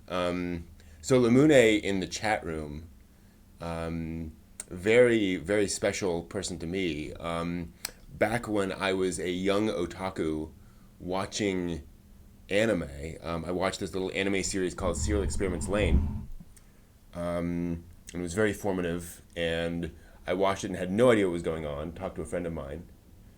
And so we went online and started looking for information about Lain to try to understand it. And there was this website called Thought Experiments Lain at cjas.org. It was an incredibly useful resource, sort of breaking down a lot of the images and the metaphors and the references in Lain to things that were real, or references to things like the Knights of the Eastern Calculus thing, where that came from. And Lamune in the chat did that website. That is that guy. And that's Lawrence Ang, who's done a lot of academic research into anime. And he is one of the reasons why, like, everything I do exists. Realizing there are folks out there doing that level of thoughtful analysis of anime was really inspiring to me, and gave me a lot of that information about Lain that I could then share with some of my material. So thank you, Lamune, for all of your hard work, even way back in the day, and still around, still kicking. So that's really awesome that he stopped by here. Really, really cool. Always neat to see a compatriot in that sense. So hopefully he'll come back a little bit. Again, I'm sure that he saw that panel and was like, I know what this is, and turned his attention elsewhere. So I have a few minutes here before I'm going to start the rest of it. 1 second. Good, making sure that we don't have anything else falling apart here. I mean, things are always falling apart, right? But trying to get things back in the normal arrangement of things. I'm going to have to actually move things around a lot for this. There we go. Just getting things set up for the next bit.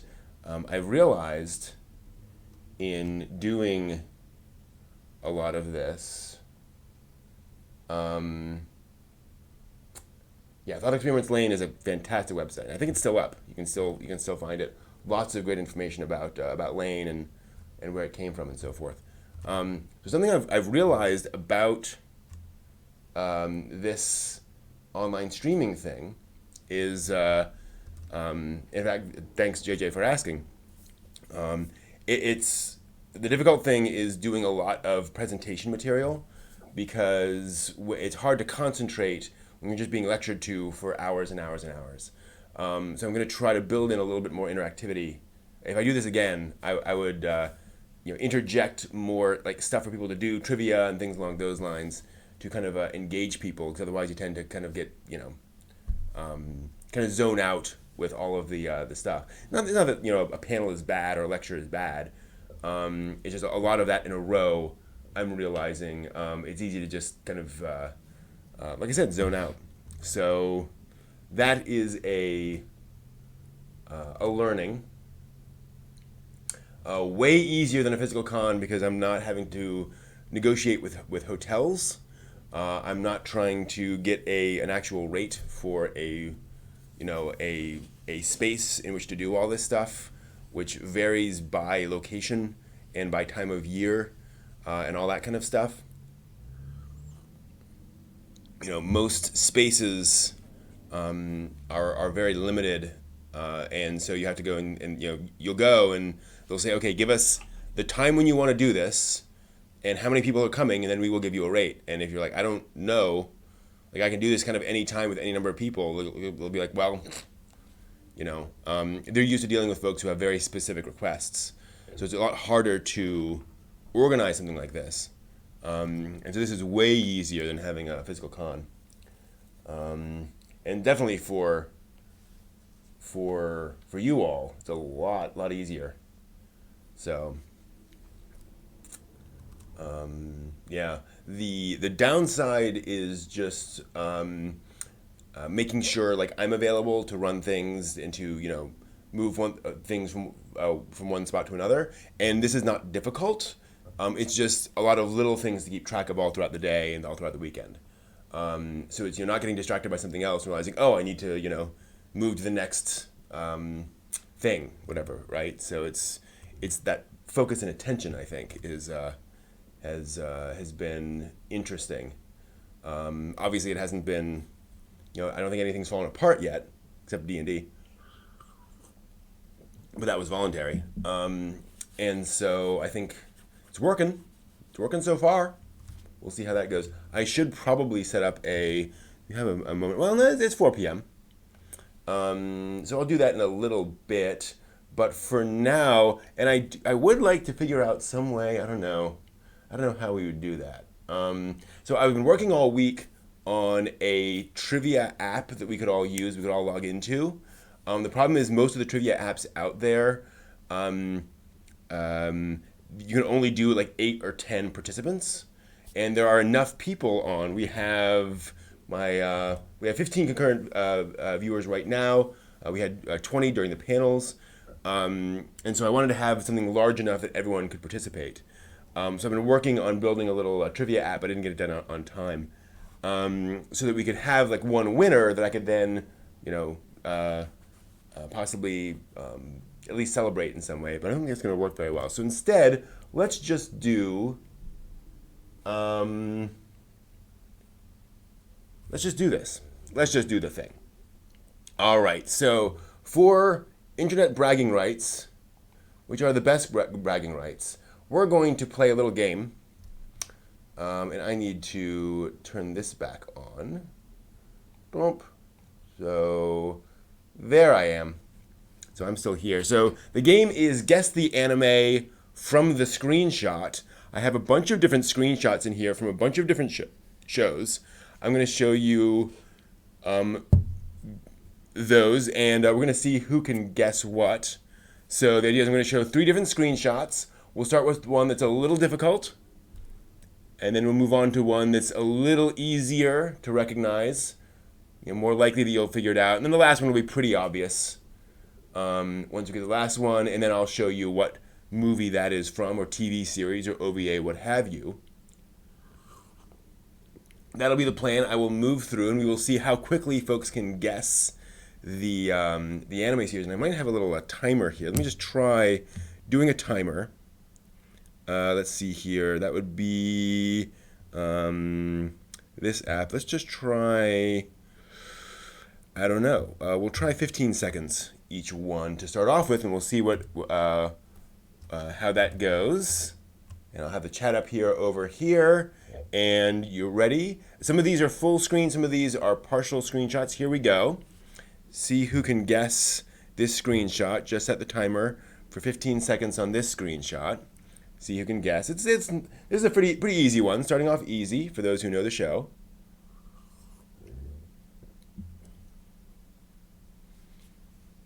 Let's try the next screenshot. Again, this one might be a little tough. I don't know. Depends on who may have seen that. Ah, yes. We've got a few guesses coming in.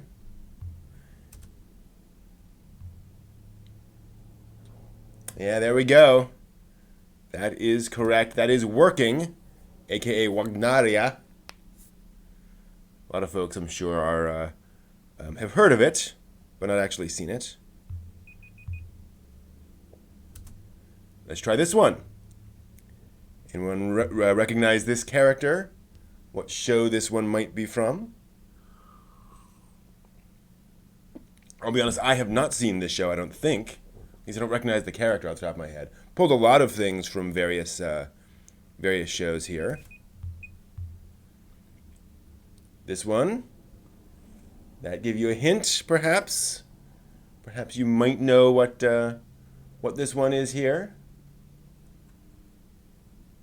Tough one, tough one.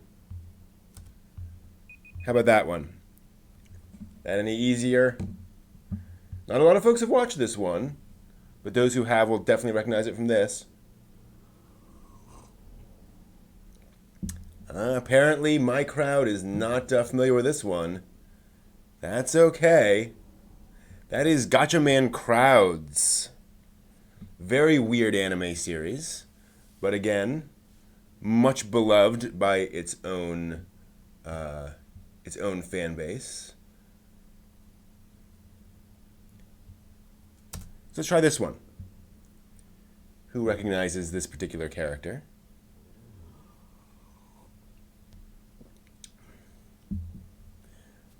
Art style might be reasonably familiar. Yeah. Yeah, folks who got this one, pretty recognizable. This wasn't hard. Yeah, I think folks are familiar with this one. Seven Deadly Sins. Very good. You all know your stuff. All right, let's try this one. Older show. Not immediately obvious from the from this one, but a little harder to immediately identify necessarily. This one's a bit more of a giveaway if you've seen the show. Yeah, you guys know your classic anime, don't you? I think that this is pretty much the giveaway here. I don't think if you've seen the show, this is gonna tell you what it is. That is Hellsing, definitely. Let me redo this a little bit. All right, let's try this one. It's one of those anime series where, you know, again, if you know the show, you'll probably know this screenshot.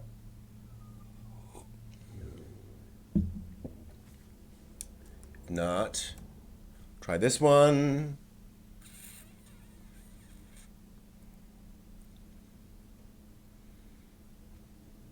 Yeah, Ambiguous Cake got it first.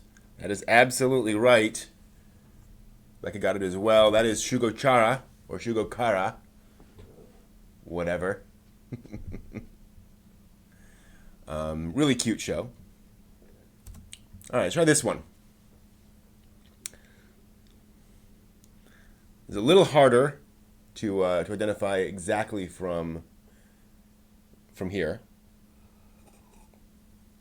Some of these are easier, some of them are harder. It's tough with some of these anime because a lot of the characters are so distinctive that they're kind of obvious when you see them.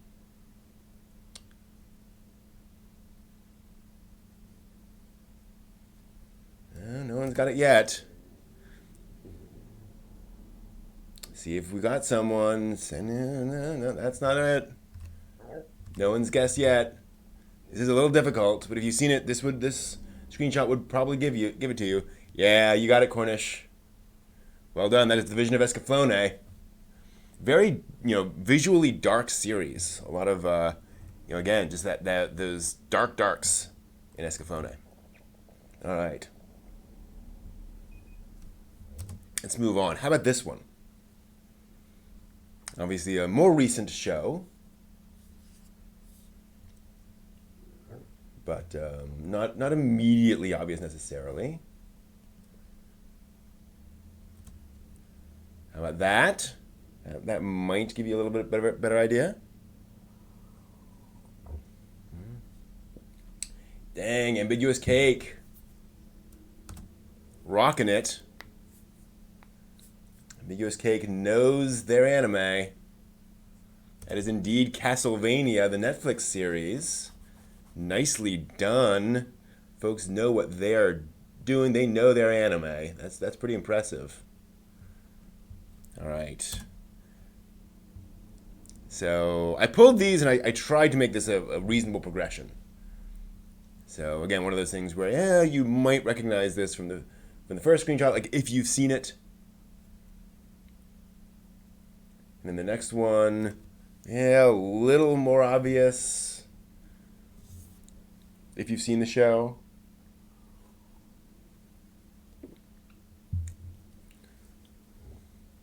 And then this would probably let you know if you're not sure one way or the other. Very good, JJ. You are right. It is Gate. That is Gate. Spice and Wolf was a good guess for that first screenshot, though. That's probably what I would have guessed. On this hill was me. Here we are. Yep.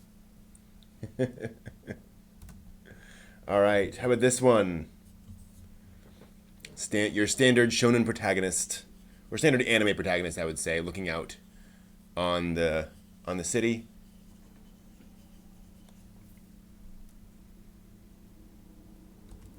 So that give you a slightly better idea, maybe, what this one might be, especially from the camera angle. Might give you a hint. Yeah. Yep. Cornish Cream Tea, killing it. That is High School of the Dead. Love that show. Haven't finished it yet. Probably won't push myself to do so from what I've heard of it. But that's all right. Let's move on a little bit. How about this? What is this an image from? What might that be? How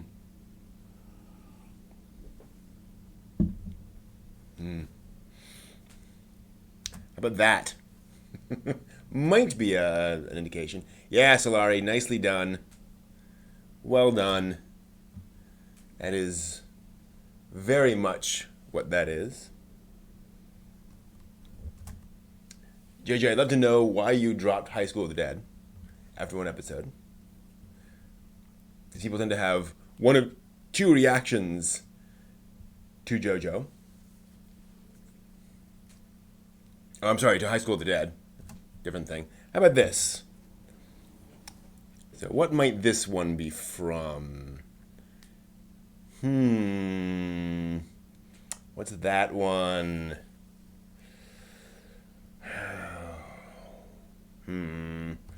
That make it a little more obvious, maybe?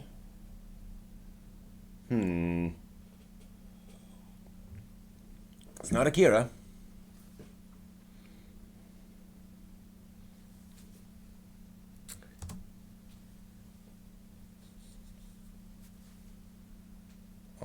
Getting a few guesses here.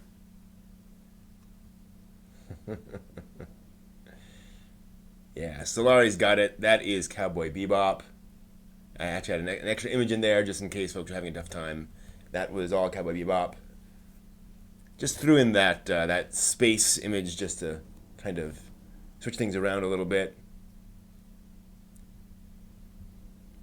All right. No, 1 second. There we go. All right. How about this? This is a tough one, just based on the image, but the text might give you a hint what this show is. But not obvious. How about this one? That give you a slightly better idea what the show might be. Certainly modern.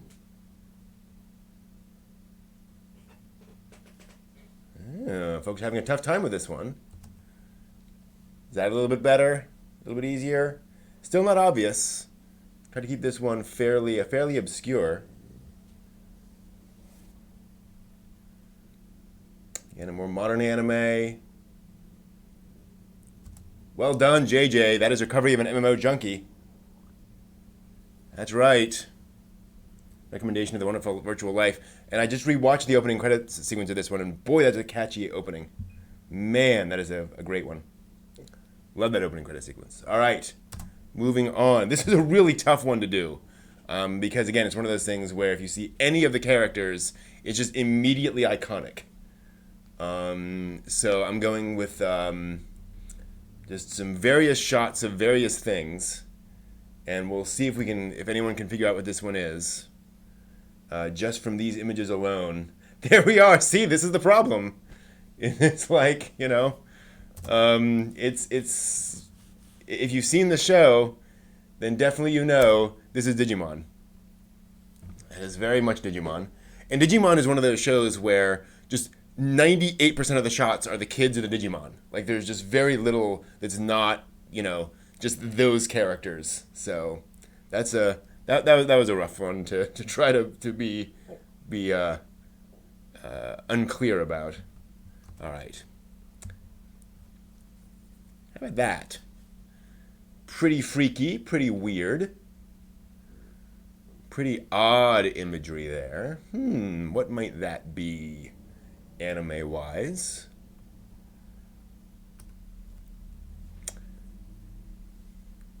Few guesses. Not quite.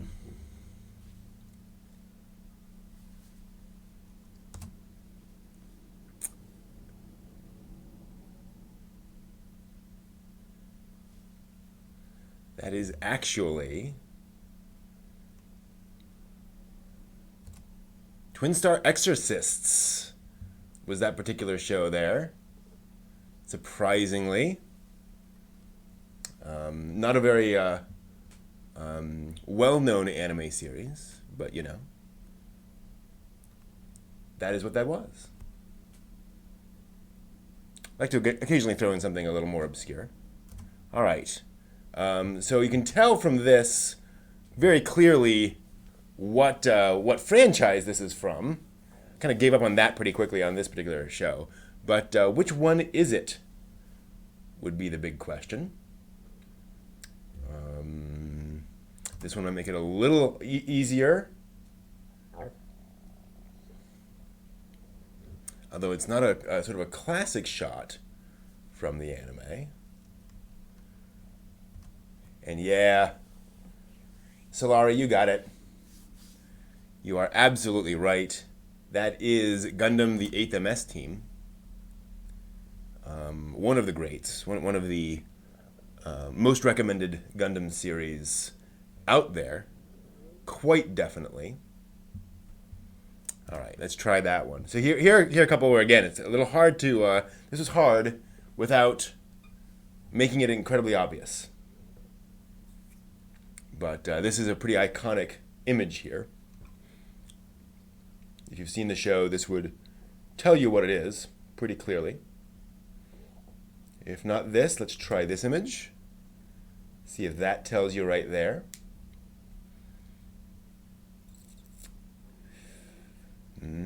Not Dragon Dentist. Good guess, though. See, this is a slightly harder one for people. That's fine. All right, this would be the giveaway for anyone who's seen the show. Although it's not immediately obvious. Wow, I'm surprised. I figured somebody would understand that was Haibane Renmei. That was definitely Haibane Renmei, the spiritual follow-up to Serial Experiments Lain, in a way. Not really, but from the same, from much of the same staff. All right. Who is this from? Obviously, girl in a witch outfit, but which witch is this? Might you know? Also from the same show. Another character, obviously. The visual style might give it away. A more distinctive visual style in this show than in some others. That might tell you what the show is. You've seen it. Yeah, nicely done, Solari. That is correct. This is Grimgar of Fantasy and Ash, which is quite an interesting little isekai series. Very, very gritty isekai series, surprisingly. Pretty dark. Haven't seen most of these, yeah. Doing well, nevertheless. All right. So, slightly ecchi imagery here, but that is appropriate given the anime. Obviously, an older one, older anime, and quite well known in its own way. This particular show. We'll try another shot. See if anyone gets what this is. And there is a hint just in the very nature of these screenshots of what this show is. If you're aware of the show, that would tell you what this is. Nicely done, Lord Admira. You are correct. And yes, again, this is what this show is like. This is Agent Aika, famous for the fact that pretty much every shot involving the characters is a panty shot. It is just panty shots all the way for the entire anime series. And by the end of it, I was literally tired of panty shots. It made me just not want to see panty shots anymore. Like, it's that crazy. And it is it's a ridiculous sort of James Bond-esque, spy thing. But it is that is a thing. All right. Let's try this one. Again, one of those things where probably if you've seen the show, this might leap out at you. But if not, it's not an incredibly obvious immediately. Oh, I take that back. I take that back. Again, those who know it, they know it well. And this would be kind of the giveaway, I think. I was hoping that folks would be confused and think it was some kind of, K-On! Style show, but nope, that is Angel Beats. Very definitely. Again, man, that opening credits sequence. Boy, that is an anime right there. Gosh. All right, what else have we got? A few more of these. What anime is this?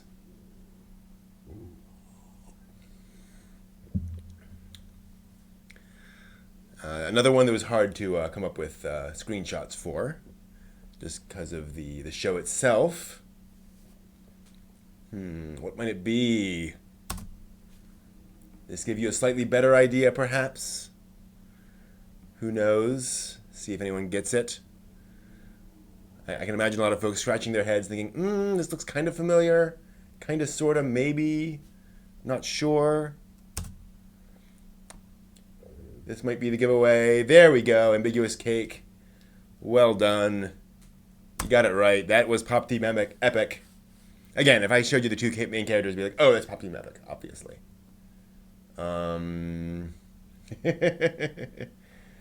Yeah, Angel Beats is a good ride, though. I mean, even if you know what's going to happen, it's still worth watching. All right, let's try this one. See what we get here. This is a fairly well-known shot from this particular anime. See if anyone gets this one. I feel your body heat. I don't know about that. Would this help? Perhaps? Character from that? Yeah. Yeah, folks know this one. Never rely on others. Rely on yourself. That is Toponorai Gunbuster, which we saw a little bit of earlier today in the Gynax panel. Nicely done. All right. Not sure how many more of these we have. How about this one? Anime series I like quite a lot, surprisingly, despite the subject matter in some ways. But of how it handled it. A lot of fun. Anyone know this one? Try another screenshot of this one. Maybe that'll give you some idea. Yeah, this has a pretty generic style to it, which helps. For this game, at least. Yeah, JJ has it. This is indeed exactly that. Yamada's First Time, a.k.a. B-Gotta HK. About a girl who is desperate to bed a guy, and hilarity ensues, as you might imagine. Let's see here. But you're absolutely right. It is that is a anime series that looks like a lot of other anime series. All right, how about this one?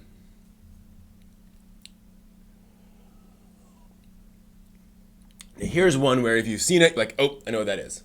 And especially if you've seen it recently. But if not, then you're like, oh yeah, I'm sure I've seen that somewhere. But what is that from? Where is that? Yeah. We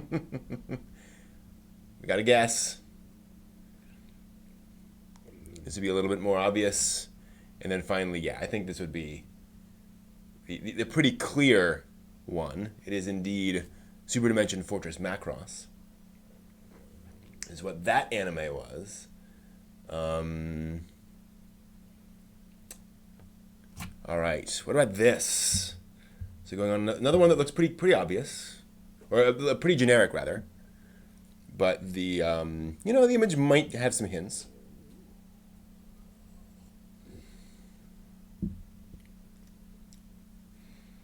Which one might this be? Not immediately obvious, perhaps. Let's try moving on further. Kino's Journey, good guess. Not this one. What might this show be? If anyone's seen it, let's try going here. Is that enough of a hint as to what the show is?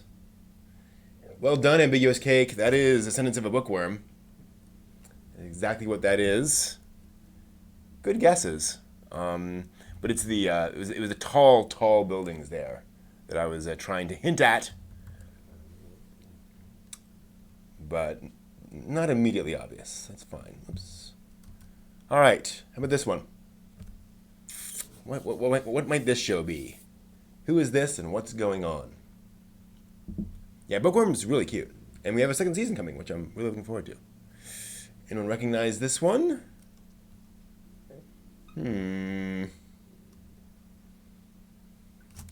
Try that. This is a little more iconic from the show. So if you've seen it, this would probably jog your memory initially quite a lot. No one's quite got it yet. This would be the another one that folks would definitely know. Have you seen it? Ambiguous Cake, you were close. That is Eden of the East. Eden of the East. A very... yeah, there we go, Solari. Yeah, folks have it now. Eden of the East. Definitely a show about the modern world and how things can get weird and scary real quick. All right. Let's try this big old cat butt. What show might this cat be from? As you can tell, this is from one of the credit sequences. So if you know the show, this would probably leap out at you. But if not, perhaps not. Who knows? Let's try something a little more, a little closer in. Yeah, actually, like right now. I mean, it deals with pretty scary, I mean, there's no pandemic in it, but there's definitely weird people doing weird things to the globe. Does that tell you, perhaps, what kind of show this might be? Trying to be a little non-obvious with this one. Because again, I think if anyone saw the characters, they would recognize if they've seen the series. These are all screenshots from Wake Up Girls, which apparently none of my followers watched. Actually, Wake Up Girls' new chapter. That was that anime, so that's all right. That happens. All right, how about this one?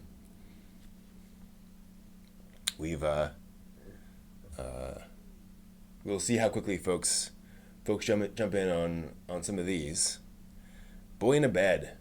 Yeah, look at that. That took no time at all for folks to jump in on that one. It helps. It's a short name. 4 characters. You type it in, and there we go. You got it. That is Furikuri.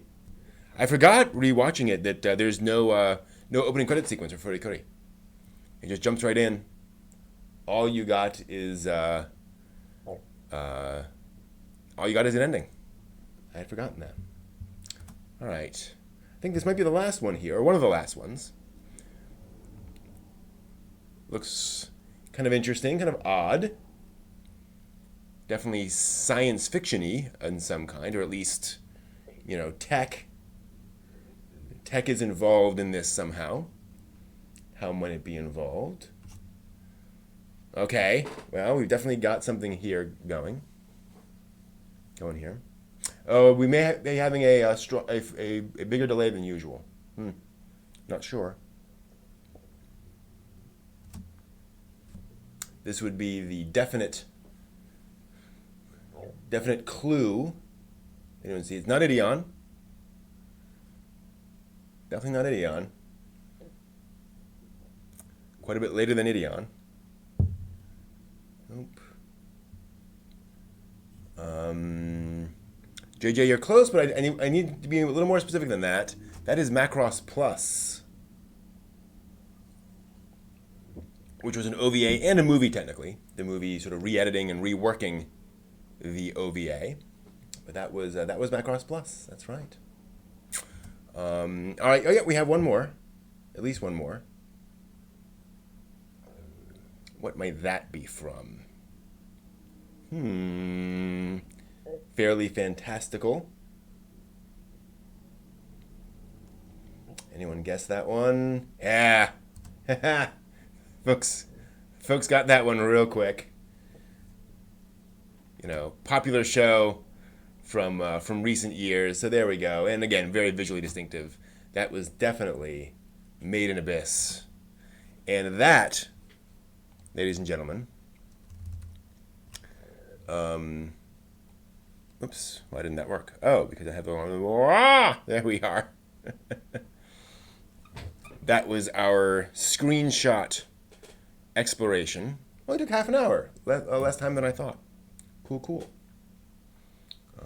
Summer Wars, yeah, not quite. All right. Summer Wars was really good. That'd be a good one too, because Summer Wars you'd get just shots of the clouds and the house, so you could kind of build your way up to Summer Wars. That'd be a good one to throw in there. Well done, everyone. Yeah, and a good spread of folks. Different folks answering and getting it. Nicely done.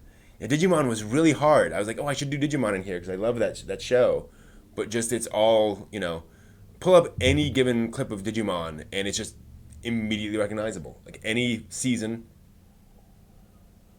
And it's made for kids, so right, they're trying to reinforce the character design and so forth. Excuse me. Oh. Ooh. Sorry. Just got a bit of a weird thing in the throaty bit. One second while I try to not, all over the... That'd be a fun on-con, right? Okay, so... Panel says, or its schedule says, We have the third giveaway before the Macross Do You Remember Love showing, and I do need to put together really quick an image I'm going to throw up here while we're waiting. So let me just pull up the thumbnail. I'm going to actually show you guys this real quick. Why not? Let's just have a little fun.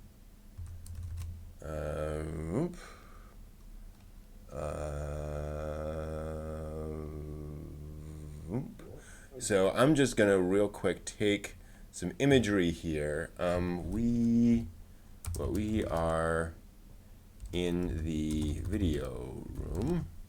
I'm going to make that slightly less absurdly gigantic. In fact, I might just do this. 150. And then I'm going to grab the URL for SciTube from over here. And then I'm going to paste that in. I'm going to make that a little smaller so it'll all fit. That's not too bad. Maybe 120? Yeah, that's good. I'll pull this down here.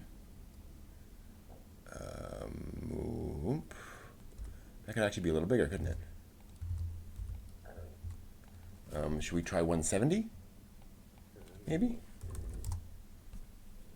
That might fit. Yeah, that'll work nicely. We will center that. And then, see, the thing is, it's nice if you're going to line the text so all the bits are about the same width. That looks a little nicer. Then what we do, we duplicate both of these, and then we merge them, and then we make the layer the same as the image size. Then we select everything and we invert it, and we grow it by 10, and then we fill it with black, and then we give it a Gaussian blur of 5, and that gives us that. Video room image. But you know what I should do? Actually, wait a second. Watching the Macross movie. I should tell folks what we're doing, right? So people understand what's happening. Maybe 130. Fairly close.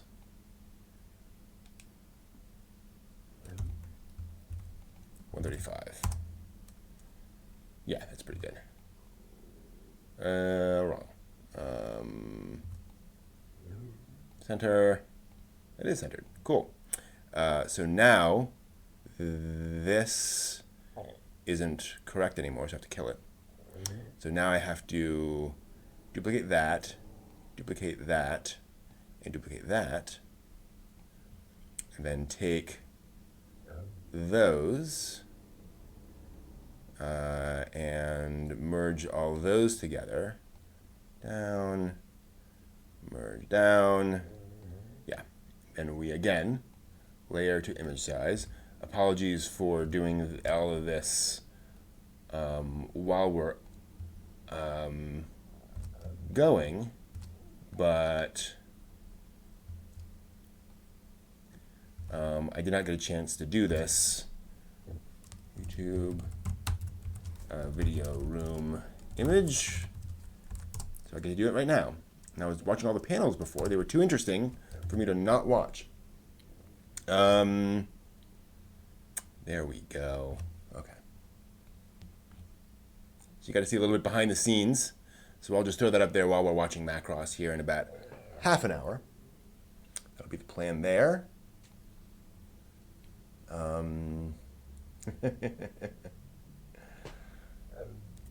So yeah, so I'm pretty happy with OnCon so far. Things are going pretty well.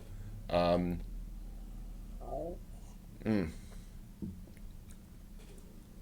I'm glad all those panels happened. So we've got Macross happening in half an hour. After that, I believe we're doing our group world building That's right. At 7 p.m., we'll do a group world building exercise. Then the weekly dig at 9. The standard weekly dig. We'll go over the latest anime news. Then tomorrow morning, we'll come back for more trivia. Whoops, sorry. My phone decided to say something. We'll come back for more trivia, and I'll do a panel tomorrow. So at noon, I'll do my brief history of anime panel. That's exciting. You guys get to hear me talk about how anime evolved over time. Then 2 p.m. we'll have Kaminoko's cosplay panel, cosplay showcase, and then our charity auction. So we're about halfway through. Are we reprising D&D at any point? I'm not sure. We'll see how I feel on Sunday afternoon. After the charity auction, we might be able to do that. If not, we might just schedule D&D for another time, and just do a get together specifically for D&D. That might make it be a little easier to schedule and put together. I just overestimated everything I could do there. Okay, so let's see here. What else could we do for the next little while? Because I thought the screenshot thing would go a little longer than that, but you all were fast. Like, you knew your stuff. That was really impressive. And I do have, so you guys will have to help me at some point. Explain to me how the heck to do this thing. I don't know what I'm doing, so at some point I would appreciate some advice there. I think a D&D dedicated stream would float pretty well. So I also worry that I will be on Sunday night, but we'll see. So what else anime-wise? We had some anime recommendations. That was useful. We heard about Gainax and the history of Gainax and how they started. It's actually really inspiring to me to see that there were a bunch of fans who just got together and said, "Hey, let's make stuff. We love anime. Let's make anime. We love merchandise. Let's make merch." And they did that. And it didn't go swimmingly the entire time. And there were plenty of missteps and plenty of problems, and they didn't end up taking over the industry in any dominance sense. But they became one of the most respected anime studios for a while there. And they produced some really amazing works. That's really cool.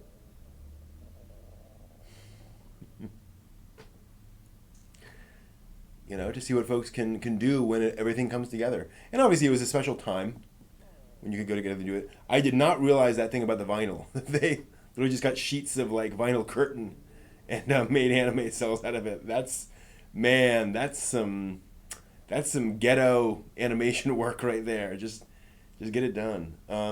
I may have mentioned this in the past. There's an amazing clip with Ralph Bakshi, who's a legendary animation director here in the States. Did a lot of independent animation, and he was on a panel at Comic-Con, and somebody said, given how difficult it is to find work in animation now, Disney isn't really doing a lot of 2D animation. What is your advice for folks who want to do 2D animation? And his advice was basically, I don't know why you all don't just get together, after work, evenings and weekends in your garages and just draw and make animation on your computers. Like, you have all the tools. You can do with the software you have stuff that, I had to invest millions of dollars in back when I was doing independent animation. You can actually just do this yourself. Just, make it. And obviously it's not going to look like a Disney film, but you can absolutely just draw and make stuff and put it on the internet and let people know that it's there and it exists and build a reputation, and then that can get you into paying gigs. He said that's what I would do, just start making stuff. It was really inspiring. I guess the Simpsons couch gag that Ralph Bakshi did. Ralph Bakshi is a very interesting person. He is very much committed to independent animation and to making animation that is that has a singular vision. What I love about Bakshi is that he's, in a sense, uncompromising. He always wants to make something that is that is a strong artistic statement, and sometimes that he falls flat on his face in doing so. but that is just the nature of art, right? Especially art like animation that requires the coordinated work of hundreds of people. And so, I have great respect for him. I don't necessarily like the things he makes, right? His the kinds of stories he does and that kind of stuff don't necessarily resonate with me. But one of these people where I'm like, dang man, you're doing some cool stuff. Yeah, exactly, JJ. Wizards is one of Ralph Bakshi's movies, and it is a trip. There's a lot of weird stuff in Wizards. But again, you go back and watch Wizards, and you're like it all does dovetail. All the imagery, all of the plot points, it all does sync up. It's just a lot of different influences all thrown into one movie, in a way that. And it's one of the things I actually like about movies from the 70s and 80s is that often they were much more willing to do sort of kitchen sink world design. They would just throw weird things into something. And be okay with that. There's that ambiguity tolerance we talk about, where you could have post-apocalyptic fantasy with Nazis, and that was what they were making, and because they were making it, they were serious about it. Like those themes were in there, like it was all woven in, and some of Bakshi's work is very adult. Fritz the Cat has some very, very adult sequences in it, despite the fact that everyone's a furry. Well, I mean, furries. I think we all know that the furry community has its adult side. We can all acknowledge that. But yeah, it's interesting. Bakshi's a really interesting guy. And again, like you said, you're absolutely right, Unagi Observer. He has high highs and low lows in terms of what you like or don't like, but that's with a lot of art. That's the way that is. So you do what you can. You take the good with the bad, and you acknowledge, okay, I didn't like that, but I like that, and that's cool. It's neat seeing artists like that who have that who have a vision and try to execute on that, and especially when it's something that's not.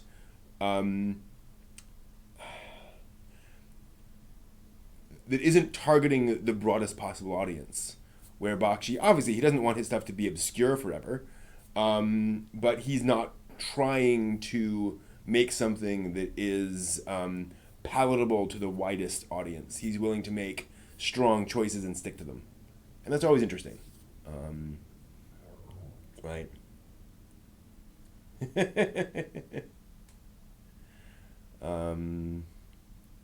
I wouldn't call Fritz the Cat very family oriented.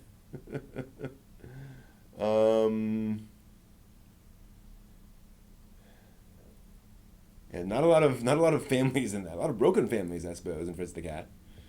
But yeah, it's also neat because Ralph Bakshi is a dyed-in-the-wool lover of animation. He understands and wants to celebrate and push forward animation as an artistic medium, and that's just something I respect a lot. And again, if he has a very particular kind of animation he wants to make, that's the thing. West Virginia family, maybe, yeah, okay, fair.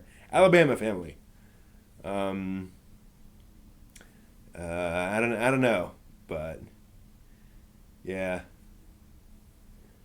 Which reminds me of the slides about Oremo, which was kind of funny. That thing that if you don't mind brother sister stuff in your anime, there we go. I've not seen Oremo, but from what I've read of people, it's like they play the show plays around with those themes, but the characters themselves have a pretty strong line there. Like they have they develop a strong relationship with each other, but it doesn't cross that line that I know of. But Japan's a lot more comfortable, playing around with those themes and including those themes in a funny way. Unless we forget the sort of official Japanese origin myth is of a brother and sister who get married and create the world in Japan and everything else through the fruit of their union, right? That is where it all got started, and obviously that's not that's not considered okay in modern Japan, but it's not quite the taboo topic, right? Like you can bring that stuff up and play around with it in a show like Oremo, where over here it would just be like, no, we can't even talk about it. Yeah, exactly, JJ. Bocce's doing the work, exactly. It's like folks like Satoshi Kon and Makoto Shinkai, who are really interested in Miyazaki, Takahata, who really trying to do good stuff with the medium. It's interesting how everyone takes their own approach to that. Like I would say Shinkai is really trying to elevate the artistic beauty of animation. He's really focused on saying, how breathtakingly gorgeous can we make an anime film? Where just how we render raindrops and clouds and all that stuff. How far we can go on that? Oh yeah, totally. And Satoshi Kon obviously trying to work with imagery and morphing of things. The idea that one thing can become something else in animation.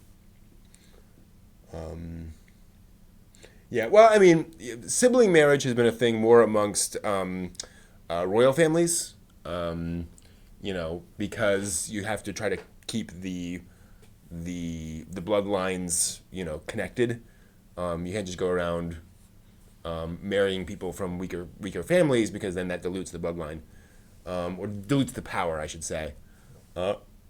So it was a fairly regular thing amongst various things. Although often those were unconsummated. They were they would marry, but they would just whatever. They would have other people to keep the line going. Again, depending on where you were and all that kind of stuff. But that was more that. There's a story, and this is going to sound really creepy, but bear with me. There was a time during the War of the Roses when two families had to basically get together and cement their families as being at peace with each other, because they've been in war for a long time, and so they married two members of their family who at the time, I believe the boy was 9 and the girl was 7, and they got married. Now here's the thing to understand.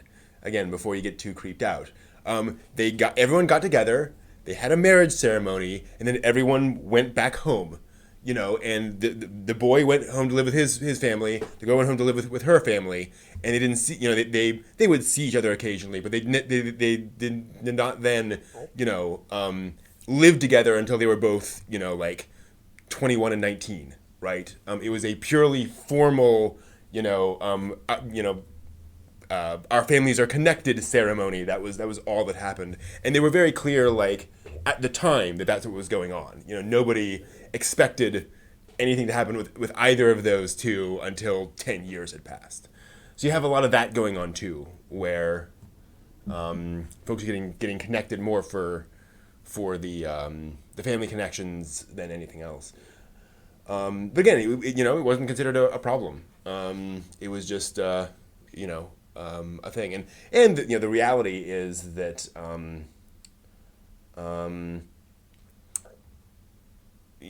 historically and socially, for some reason, people don't do that, right? There's something inherent in just the family, the family relationship that just never comes up with people. There's an interesting story, or interesting line.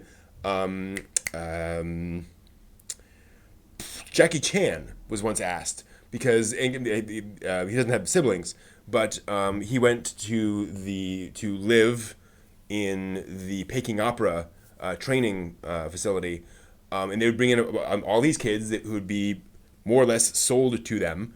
They could still see their parents and so forth, but it didn't happen that often.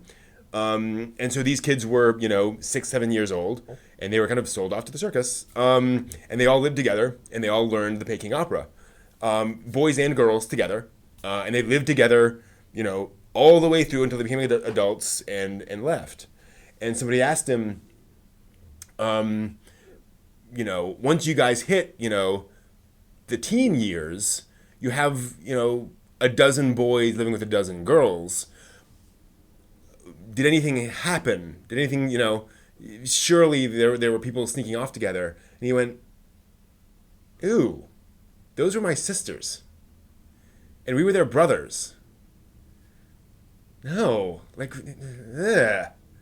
And apparently that was the thing, is, you grew up together, and so there's just, nobody even thought about it. So it's interesting how that is kind of a very standard dynamic in things. Yeah, it's just very interesting psychologically, that there's something about humans that makes those close relationships just very naturally bounce off each other. Even when it's not bloodlines. But yeah. The Charles V thing is debated. They go back and forth. I know very little about it, but I read up on that in something, and Charles V rather had issues, and folks have attributed that to the inbreeding, but no one knows, right? Like there's that is possibility, but I guess how could you possibly prove that anyway? I don't know. Yeah, exactly. Marriage was a business agreement in a lot of ways. Well, if you were middle or upper class. If you were lower class, you married because it was economically effective, in terms of production. Like, it was hard to farm on your own, but a couple with kids could farm more effectively, and so that kind of made sense. But it wasn't like business per se. It was just we can share chores more easily if we're married. But in medieval times, it was a lot looser. It was a much looser situation, and maybe this is not an appropriate topic for mid-afternoon on a on a Saturday, but in medieval Europe, you apparently, before you got married, you experimented a lot before you found somebody who you would stay with.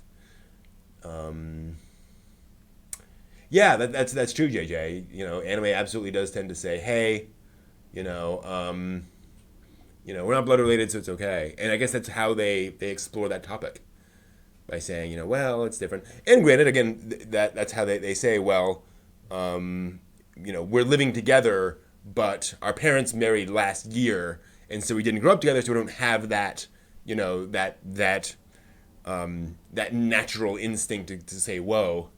I suppose that's how they get around that weirdness. Then you have Kiss Sis, which is oh boy, what a show that is. A show that looks at the line and steps right onto it. Gosh. All right, it is about 5 p.m. By my clock. I got 5 till 5. So let me just, we won't do it right now, but I want to get some stuff prepped here so we can do what we need to do. There we go. I'm not sure how I'll be able to do the video room. I'll try to join you all, but access to that is kind of weird, in terms of trying to connect in and get access and so forth. So we'll see how all that works out. But we'll see.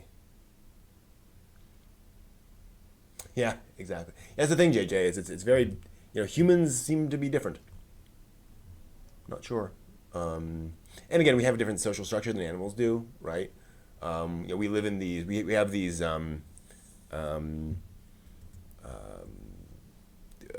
close nuclear families for decades that animals don't have. So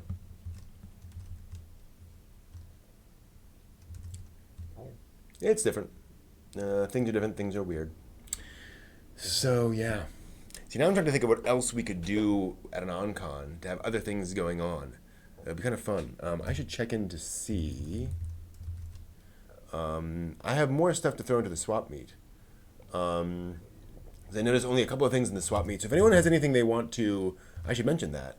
If anyone has anything they're looking to trade, old anime or manga that they don't really read or watch anymore, Feel free to post that in the swap meet, and hopefully we can trade around a few things and, let folks who are looking for something have it and maybe get something new in return. So that is an option if anyone's willing and able and interested. Definitely out there. So I'll see if I can't photograph a few things and drop that in the swap meet, because that's fun. Totally optional, but nice to have, and it'll stick around. So in a couple of days you might see something and go, hey, I'll reach out to that person. We'll see. I will say I'm really glad that I've not been kicked off YouTube yet.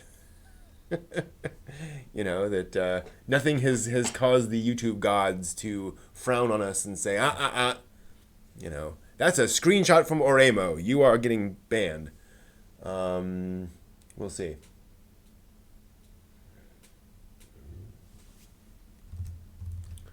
I was honestly waiting for that to happen. Not waiting, but wondering if and when that would happen. Uh-oh. Bad things could happen. Who knows? All right. Yeah, let me go ahead and transition over to this. I think I can... although I'm not sure. Does this have other things? Yes, it does. So if I did... Surely there is a... okay, there's that. But then how do we... All right, I have an option. 1 second. New folder. Show me. This should handle that. Okay. I just needed to show this, but not have it like cycle between all the other images in the folder. So I just put it in a folder, and now it is like. That's annoying. Okay, how do I change? Settings, viewing and editing, appearance, album preview. Is there any way to change how they do that? It doesn't look like it, of course. Sigh. All right. I really don't want that. But I may just have to. Okay. I'm going to transition over to the image. Oh, you know what I can do? Dumb. Hold on. I'm just going to change things out a little bit. Oops. I can do this in OBS. Video room. Pause. Browse. Don't want that. So just bear with me for a second, please. There we are. Okay. I will see you guys over in the video room for the Macross movie, starting right about now. See you there.